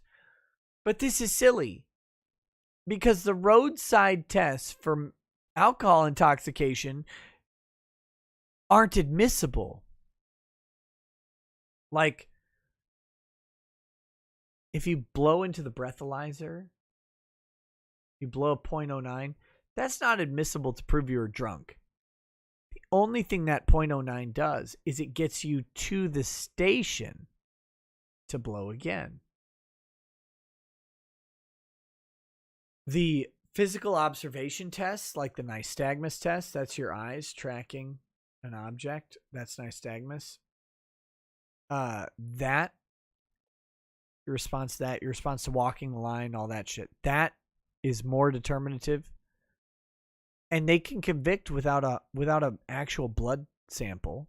They can convict without a BAC. They can say you were too impaired. There's no problem with marijuana detection. If the person is too impaired, the police officer and probably their dash cam will observe the unlawful behavior. They'll be driving in the other lane or halfway in the other lane. They'll be swerving erratically. They'll run over a kid or something. That's how you determine it. It's pretty simple. There are ways to determine alcohol intoxication that don't involve a breathalyzer. You don't need a roadside test. You can observe the impaired driving. You observe the impaired driving. It's simple. If they're driving all over the fucking road like some sort of weird Somali communist, great. Then you pull them over and then you do some sort of test to determine if they need to go into the station. Then they do a blood test and you can check the amount of marijuana in their system. You say, okay, they're on weed and they're driving all over the fucking place. Simple. Done. It was impairing their driving. That's it. That's it. Hey, if they're not swerving all over the place, why are you pulling them over? Okay, next. Many states have had difficulty caused by conflicting state legislation, local ordinances, policies, and procedures. The situation is even more complex because marijuana remains a Schedule I controlled substance under federal law. It's not more complex. This is actually the less complex thing. Because no matter what state or city or county or anything you're in, federal law on marijuana is the exact same, literally fucking everywhere. It's not a more complex situation. The federal situation is the least complex one because it's just the feds aren't enforcing it right now, bro. That's it. That's the whole situation.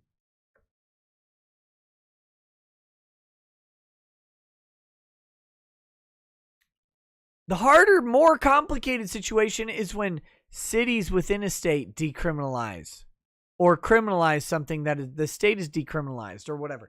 That's way more complicated than the feds doing it. The feds doing it's easy. God damn it. One of the most salient concerns we have relates to the consequences of drug-impaired driving.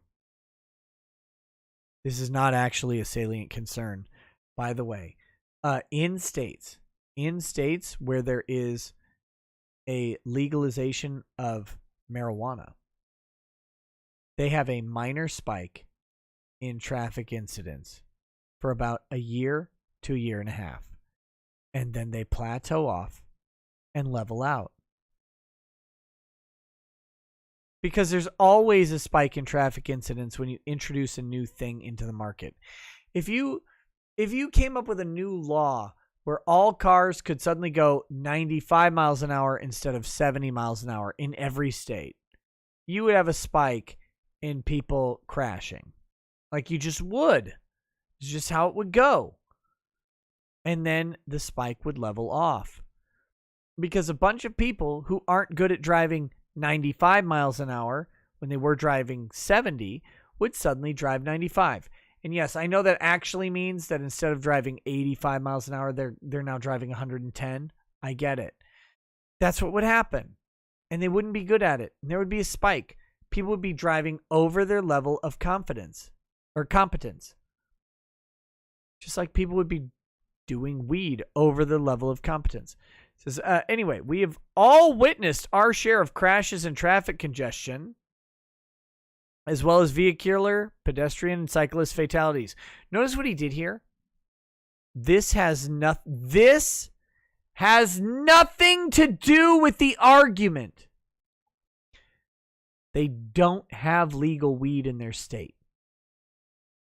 So we have all witnessed our share of crashes and traffic congestion, as well as vehicular, pedestrian, cyclist fatalities, is unrelated to weed. This is just a general statement that they've all seen this. Then he said, law enforcement officials are uniquely qualified to discuss the issues and concerns related to impaired driving. No, they're not. They're actually not. Not at all uniquely qualified. That's like saying someone who got hit by a drunk driver is uniquely qualified to talk about impaired driving. They're not. They're actually not at all uniquely qualified either. They just are disproportionately impacted by impaired driving. And it sucks. I hate impaired driving. And if you drive drunk or you smoke weed and drive, you should not do that. You absolutely should not. But they're not uniquely qualified. You know who is uniquely qualified? People who specialize in how marijuana affects the body. That would be someone who's uniquely qualified to discuss it, to scientifically show that reaction time is slowed or that taco consumption is increased. Those things are things that an expert would deal with. A law enforcement official is not that. Well, I saw someone get their head ripped off by a pane of glass. Well, was that weed related? Well, no. Well, what the fuck are you here for? Well, the driver was high. Well, how high? Well, I don't know. How did it impact him specifically? Well, I don't know. He ran into a truck and it caused a pane of glass to chop a child's head off. Well, what the fuck? Like, what did the weed do, though? Bad Vibe says, one of my complaints of DUI distracted driving is the concept of prevention. It's horrible as it is. Deal with actual reckless driving, careless driving, crossing the center line, etc. Or throw the book at them with harm and damages occur. When harm and damages occur. Yeah. It's tough. Anyway, Our efforts to curb drunk driving have met with a great deal of success over the last decade. Then you'll figure out the weed one too, though. But drug-impaired driving is not the same as alcohol-impaired driving, and our understanding of the impairments due to drug impairment is limited. If it's limited, how can you say it's bad? Listen to this. Listen to the arguments here. And remember that our country is founded on not making things illegal. That's the idea, that making things illegal unjustifiably is wrong. That we need the evidence to make something illegal, not to make it legal. We're so fucking backwards these days.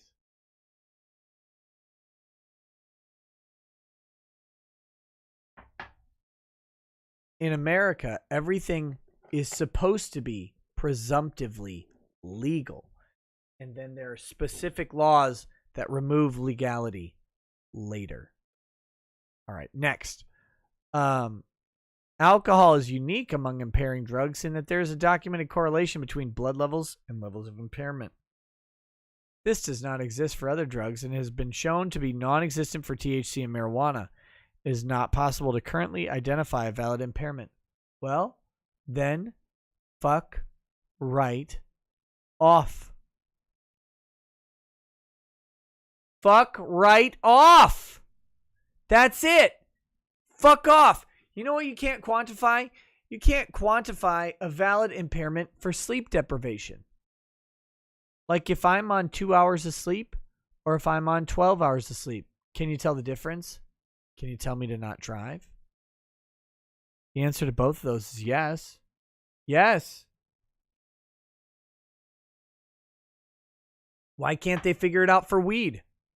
They can deal with all sorts of reckless or distracted driving. Why not weed? You don't need an objective measurement. You need subjective measurements.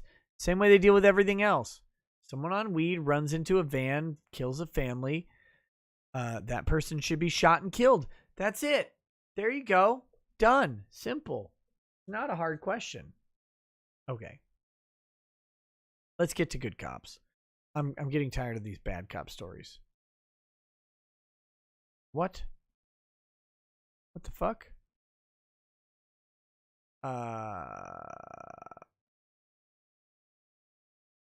Oh, is this it? Hold on. Whoops. Oh my God. I'm getting bad at this. No. Jesus Christ. Here. Whoo.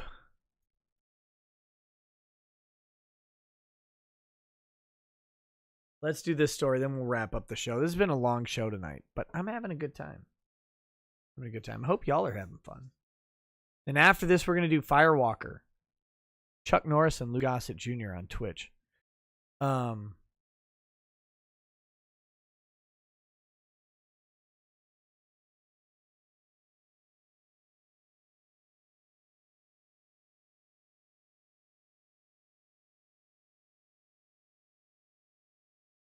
All right. Sheriffs say they won't help governor's plan to stop Portland protest violence. This is good cop. We did bad cop. Now we're doing good cop. 2 good cops. Clackamas, Oregon. The sheriffs of Clackamas and Washington County say they will not send staff to help with protests in Portland after Governor Kate Brown unveiled a plan to address the violence at protests. She called other counties to come in. Oh, it's going to happen. The plan called on several local law enforcement agencies to help, including the sheriff's offices of Washington and Clackamas counties. Clackamas County Sheriff Craig Roberts said the governor did not approach his office before rolling out the plan, intended to address the violence and arson while also protecting free speech. Quote, increasing law enforcement resources in Portland will not solve the nightly violence and now murder, the sheriff said. The only way to make Portland safe again is to support a policy that holds offenders accountable for their destruction and violence. Washington County Sheriff Pat Garrett cited several risks that led to the decision, including, quote, the lack of political support for public safety, the uncertain legal landscape, the current volatility combined with intense scrutiny and use of force. Now let's read these. This is from Sheriff Roberts. God damn it. I know it's off the frame, but here we go. This is from Sheriff Roberts says, on Sunday, August 30th, I read that Governor Kate Brown announced a new plan to address the lawlessness happening in Portland. I was surprised to read that the Clackamas County Sheriff's Office was part of the plan since the governor's office never contacted me.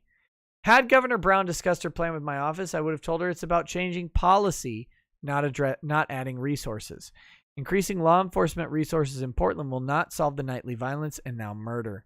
The only way to make Portland safe again, that's IMPSA, make Portland safe again, is to support a policy that holds offenders accountable for their destruction and violence.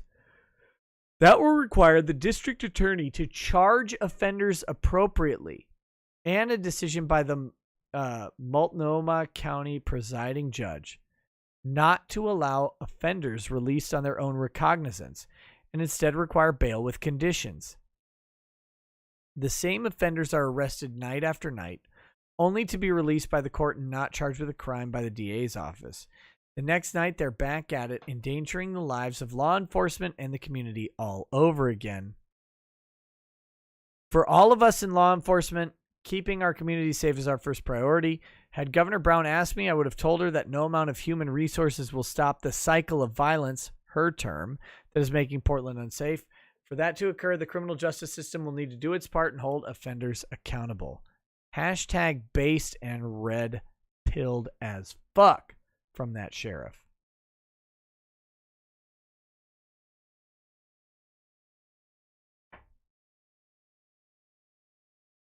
Now here we got the Washington County Sheriff. A shorter statement, but similar themed. Yesterday, Governor Brown issued a statement asking local law enforcement leaders to provide personnel and resources to assist the Portland Police Bureau following Saturday's shooting death that was connected to protests.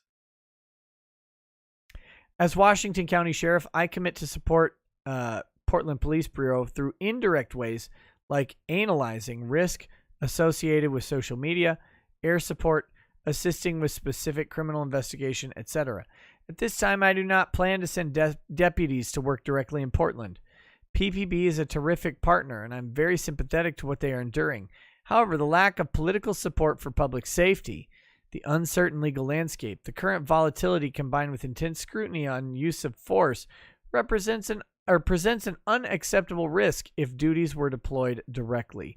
Lastly, I support the steps outlined in the joint media release by the Oregon State Sheriff's Association, the Oregon Association of Chiefs of Police, and remain committed to work with partners and community leaders towards peace and an end to violence.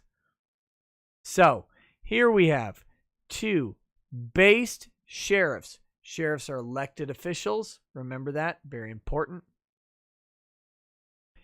And them saying, no, we're not going to rescue Portland. We're not going to send our guys. That's what they want them to do, right? Send your guys in. We pulled our police out. Send your guys in to police the rioters and the violent criminals. That's the trick. That's the trick.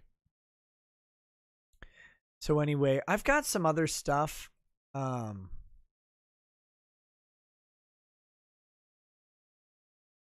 do I have this? What is this one?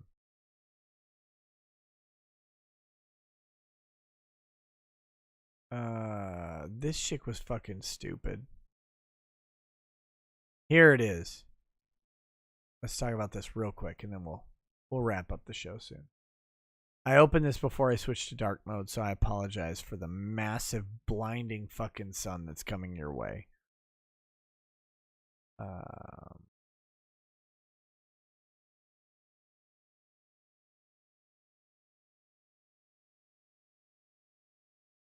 Robert Costa says, quote, he was trying to get away, the president says of Rittenhouse.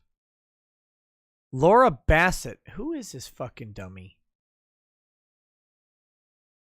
politics writer / bylines in GQ magazine, Washington Post, Rolling Stone, Marie Claire, Cosmopolitan, and HuffPost. Co-founder of Save the News, Bayou Kid in Brooklyn. So there you go. That's who wrote this. To be clear, Rittenhouse was trying to get away from the crowd only after shooting a man 4 times. Listen here, you dumb bitch. He was trying to get away from the man he shot 4 times. First, he was trying to get away from a man attacking him. First, they chased him trying to take his gun. They chased him trying to take his gun. Let me help you. If you think, you know what I should do? I should take that guy's gun. Stop. Don't. Just go home. Or you'll die. You'll die. If you try and take someone's gun, you are going to die. It's a bad plan. A bullet will rip through your internal organs. It will hit probably an artery, like an aortic valve above your heart. And if it hits that, you will die in like 90 seconds. It's fast, bruh.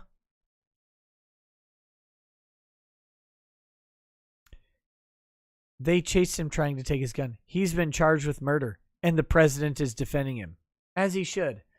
Here's the thing. Trump is a what they call law and order candidate. I was thinking about this earlier. Hear me out. Trump's a law and order candidate. And so many of them are like, well, the law, law aspect, right? This guy shot people. We want the law to thoroughly analyze him. Etc., etc. Law and order. Now, I don't, Angry Baneling, yeah, I don't like the law and order thing. I really don't. But it doesn't matter what I like. It matters what we have. What we have is a law and order president. Order. Order. Order. Law and order. Order is not law. That's why it's and. Law and order. There are 2 facets to law and order. One of them, I don't know if you can catch this, is law. The second one is order. And an orderly society isn't always a lawful one. And here's the weird, one, I think Kyle Rittenhouse is innocent. I think his use of force was justified. I think the more information we find about him is beneficial to him, and that's about it. But his whole thing is being there with a gun to maintain order. Protests are lawful, but they're disorderly. You can protest whatever you want. Now, obviously there's rioting, that's different, but protesting is disorderly. Law and order candidates, why are we surprised that both law and order come up? It's not just the law. It's the law and the order. Anyway,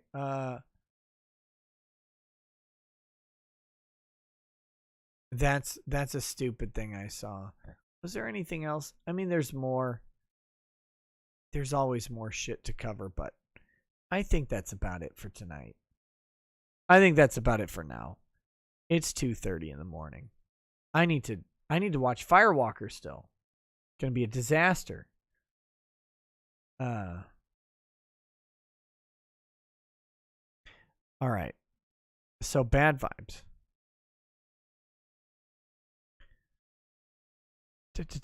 Says, the irony is you don't need impairment to cause harm. DUI conviction is a mixed bag.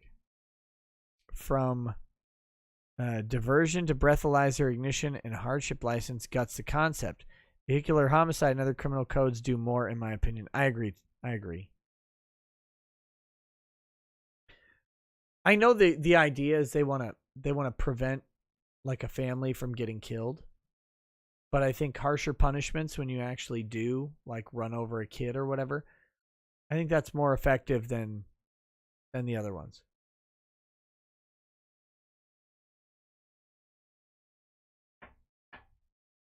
Oh, Breck, I believe it. By the way, the more and more comes out about Kyle, look, I'm going to cover this again soon. We'll see the developments that are out there. I'm going to reach out to his legal team and see if they'd be willing to comment. I don't know if they will or not, but I'll reach out to them. I think I saw that they're going to go on some other show, so maybe they'll come on. Maybe they'll talk to me. Probably not, but I'll reach out to them.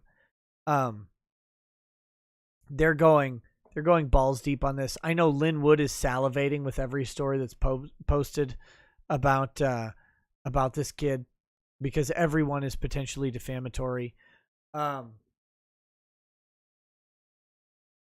Everything that comes out about this kid is beneficial.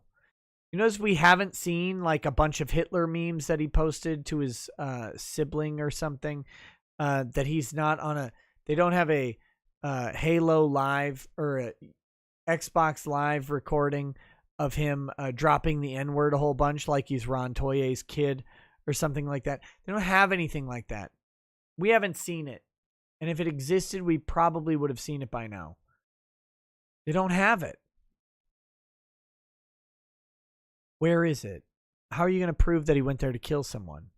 And yes, I know that they have stated that the gun did not cross state lines, which is fine.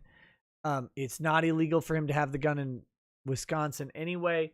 It's not illegal for someone to give him the gun in Wisconsin according to the statutes. Everything should be great. The ADL combed his social media and found nothing. Yeah, this is their nightmare case. They have to sculpt the narrative. All right.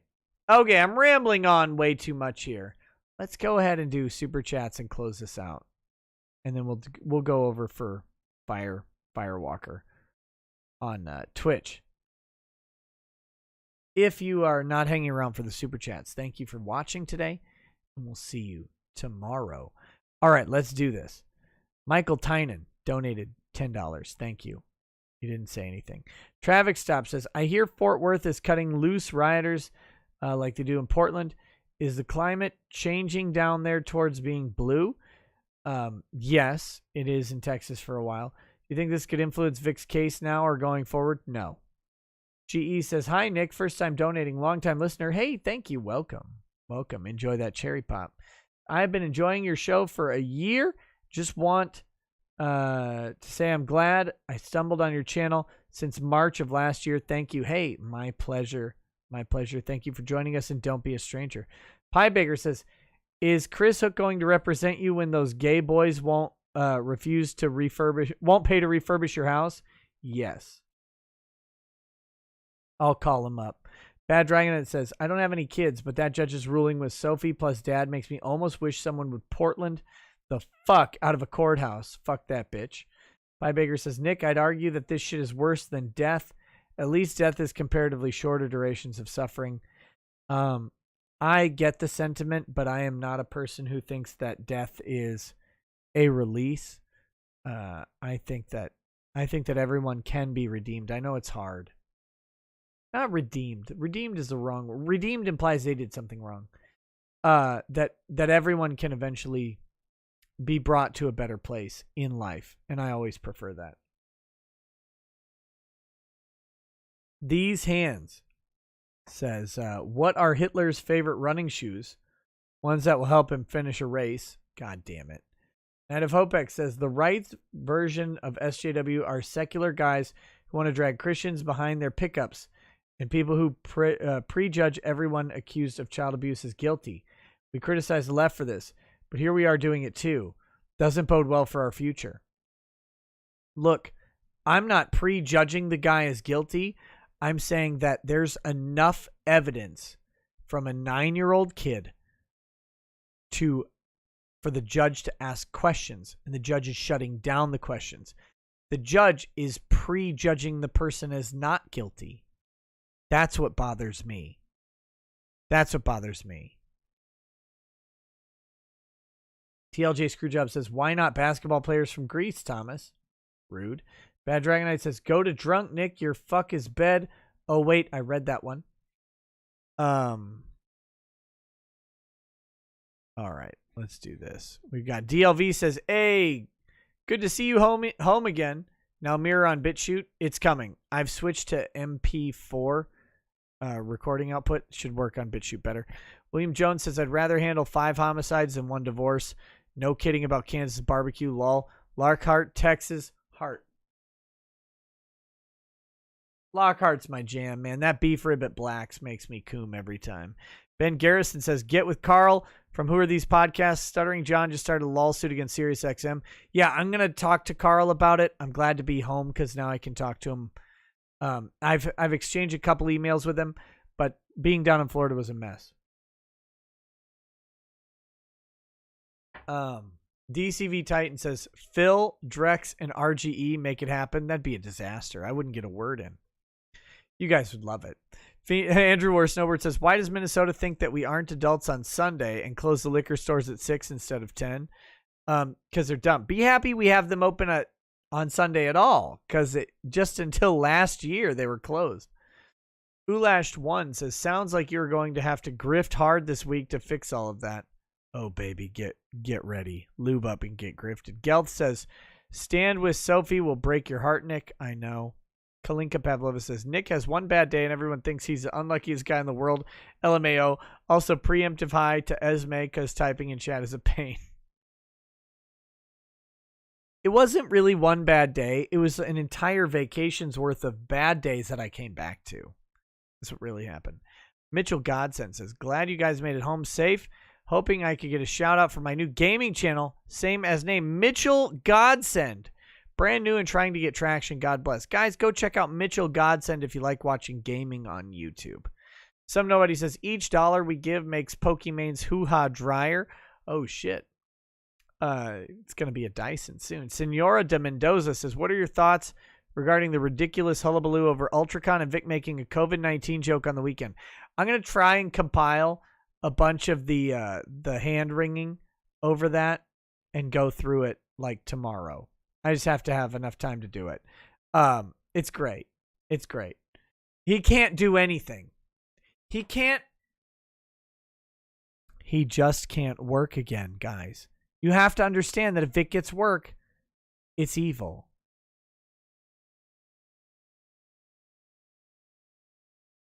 There's nothing he could do or say. If he didn't go to any conventions this year, they would laugh that he didn't go to conventions.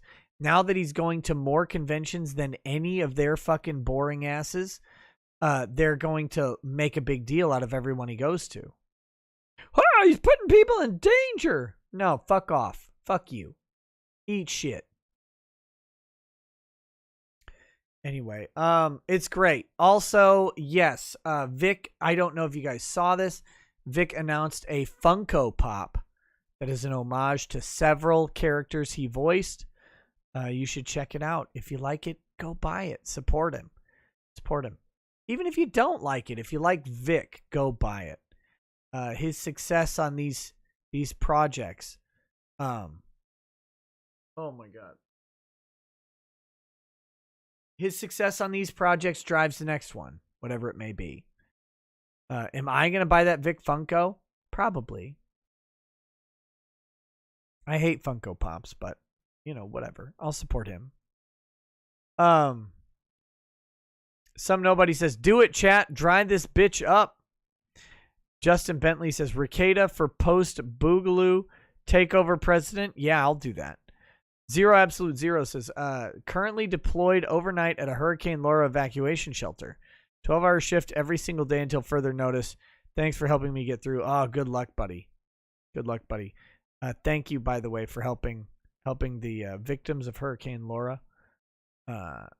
Overhyped hurricane, but still did some pretty noticeable and sizable damage, of course. It was just supposed to be a shitload worse. Next, Mike Mysterio 13 says, glad you and the family are home safely. You see that the CDC walked back the COVID-only deaths to 6%? Yep. Oh, are you also, you still going to SO my friend Tara?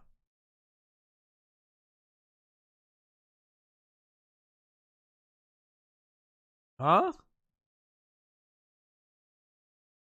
Shout out? Does that mean shout out? SO can mean so many things. Does SO mean shout out? Hey, what's up, Tara? Big shout out to you. Courtesy of Mike Mysterio 13. Thank you so much.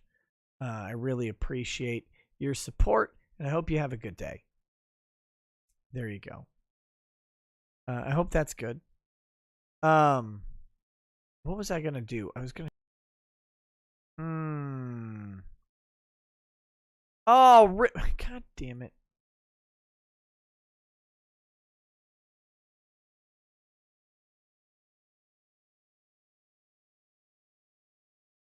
Okay. Oh, let's see. Where did that go? Oh, the COVID deaths. Yes, I wanted to briefly talk about this. I might talk about it more tomorrow. But for now, let's do this. This is great.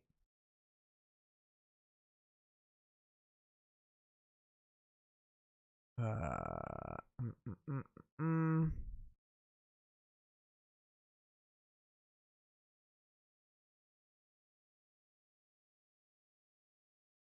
getting this thing blown up. There we go.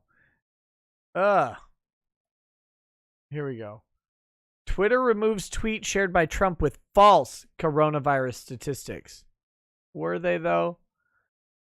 Twitter on Sunday removed a tweet shared by President Trump that contained false information about coronavirus statistics from the CDC, with the company saying it violated its rules. Okay.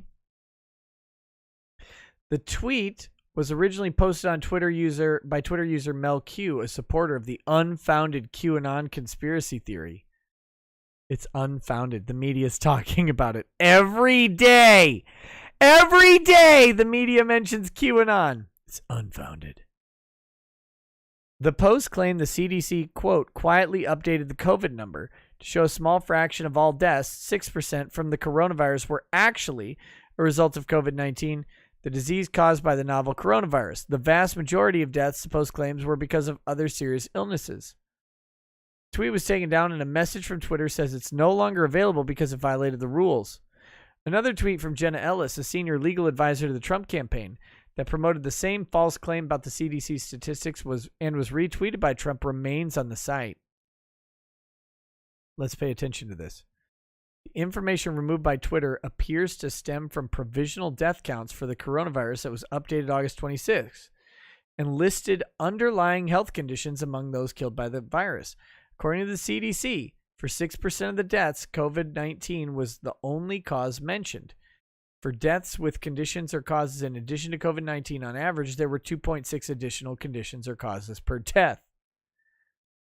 What's the false information?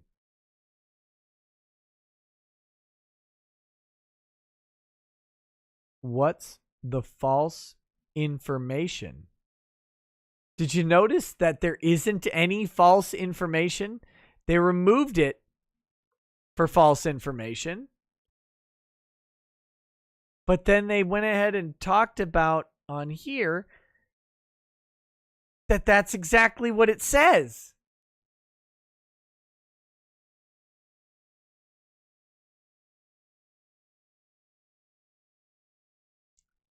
That's exactly what it says. It says that 6% are caused by COVID only, and that the rest of them had comorbidities, an average of 2.6 comorbidities. Most of them are being a fatso.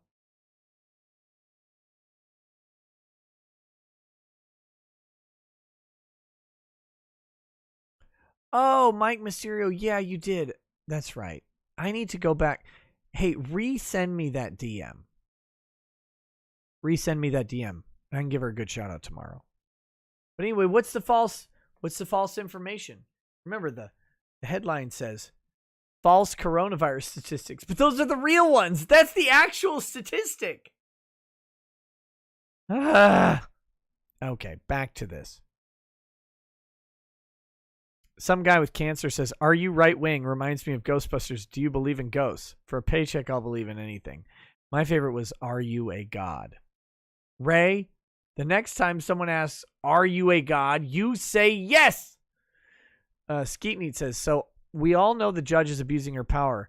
Who the hell is going to do anything about it in all seriousness? I'm pissed off about it. Hopefully the dad. But the problem is it'll take forever."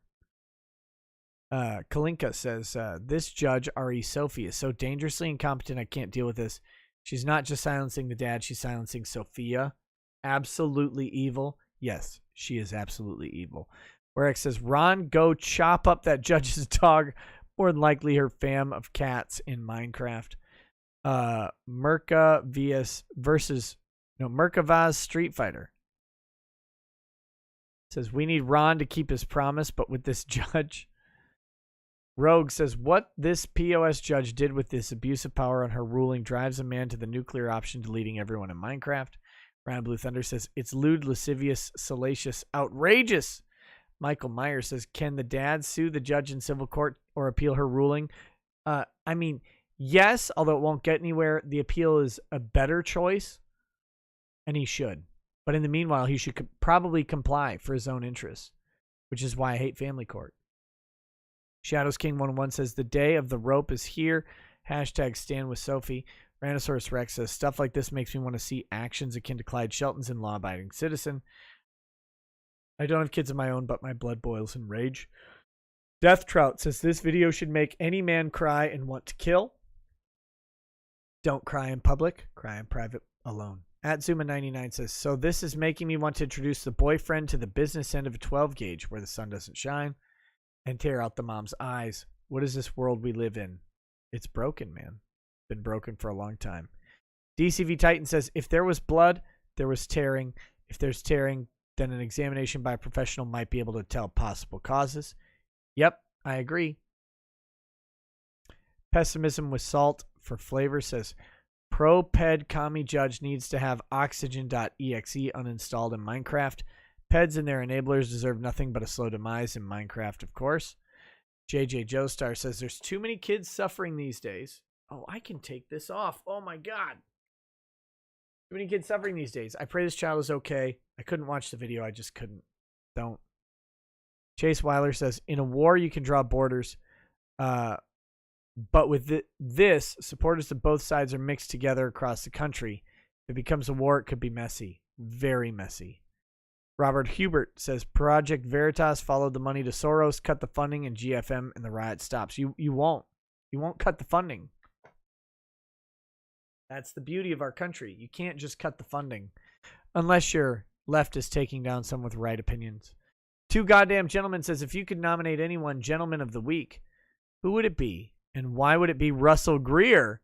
Who's second?" Oh my God. If Russell Greer is Gentleman of the Week, then the second would be Ted Kennedy. I know he's dead, but great man, full of gentlemanly behaviors. Yellow Jagged SA says, "The guy who the Kenosha kid shot in the bicep had Schrodinger's arm, is both simultaneously armed and disarmed." Chase Weiler says, "If I copy your content and you take me to court, should I get you to represent me?" Yes.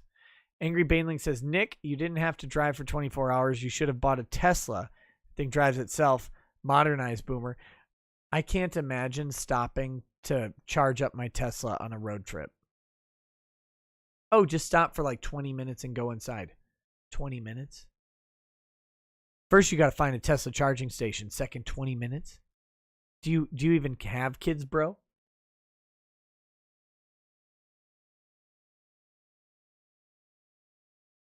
No one important says, "Remember, don't be Iran. Build bridges, not burn."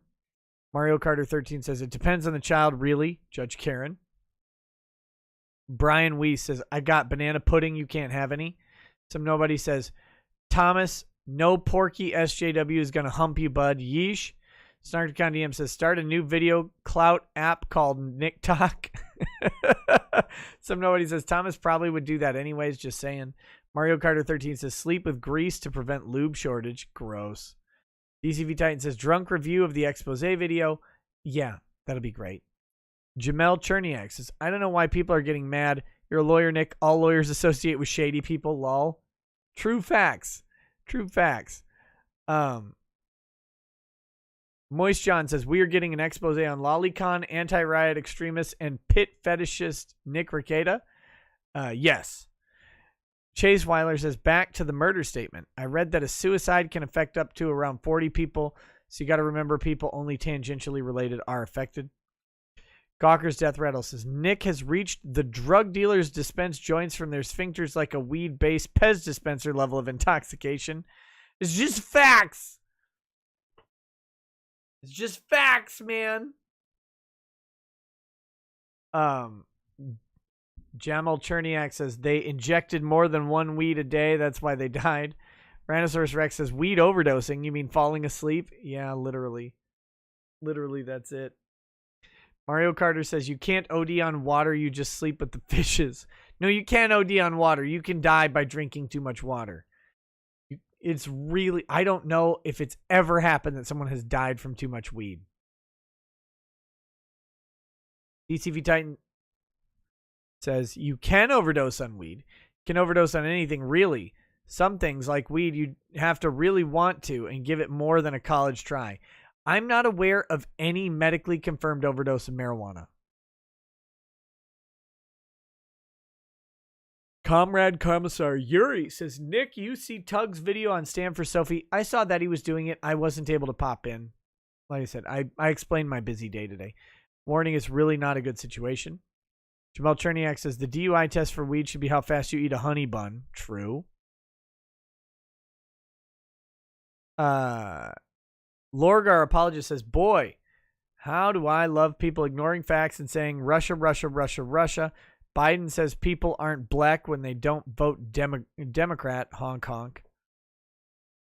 Red Fox Moon says, what's your opinion on GoFundMe going full ideological mode? They all are. They're all full ideological.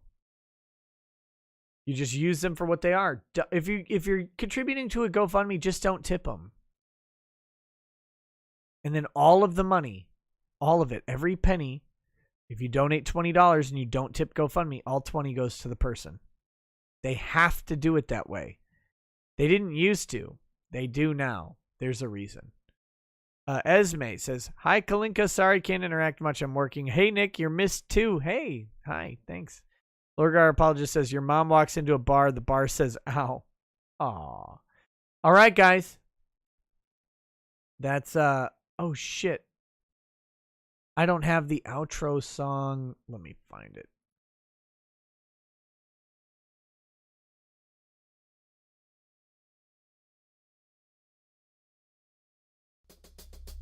We've got an outro song.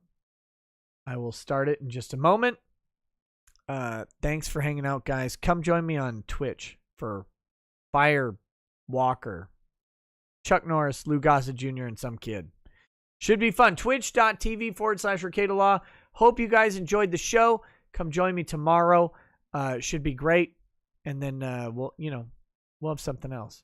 Have a good night, guys. Peace. Peace.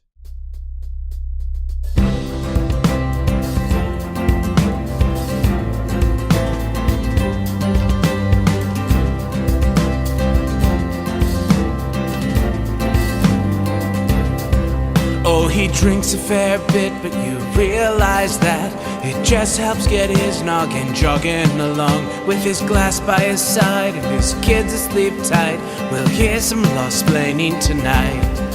With his microphone muted, we'll laugh at this boomer until he explains it's all part of the plan. Watch his face become redder as he becomes madder, raging at idiots from Twitterland. From the white shores of Maine to the hills of Glenlivet, there's no one who explains the law better than Nick. So pour out a glass for the ones who have passed to make the law what we have now. Oh, his lady is fair, and she handles herself with the grace of one who has borne many children. As the wife of a lawman, she makes sure that he has the time and the place to provide for them there. So pour out an ardbeg, a bow, more a love rug. The spirits flow as the ones who get unemployed. So pour out a glass for the tea, post on Twitter as we hear Lost Planning tonight. From the white shores of Nan to the hills of Glenlivet, there's no one who explains the dawn better than Nick. So pour out a glass for the ones who have passed to make the law what we are now. Oh, the guests are all plentiful, from Doug T to Drexel. They bring their perspective and spice to the mix. But the reason we're here and the one that we cheer is the one who is showcasing us his career.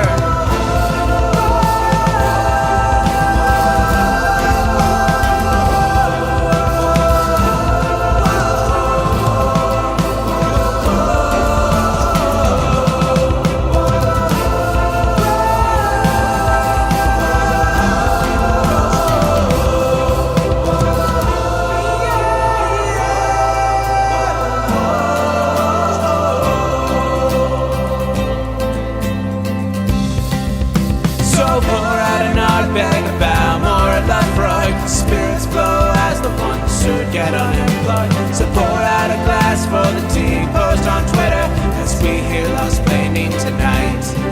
From the white shores of Nan to the hills of Glenlivet, there's no one who explains the dawn better than Nick. So pour out a glass for the ones who have passed to make the law what we are now. From the white shores of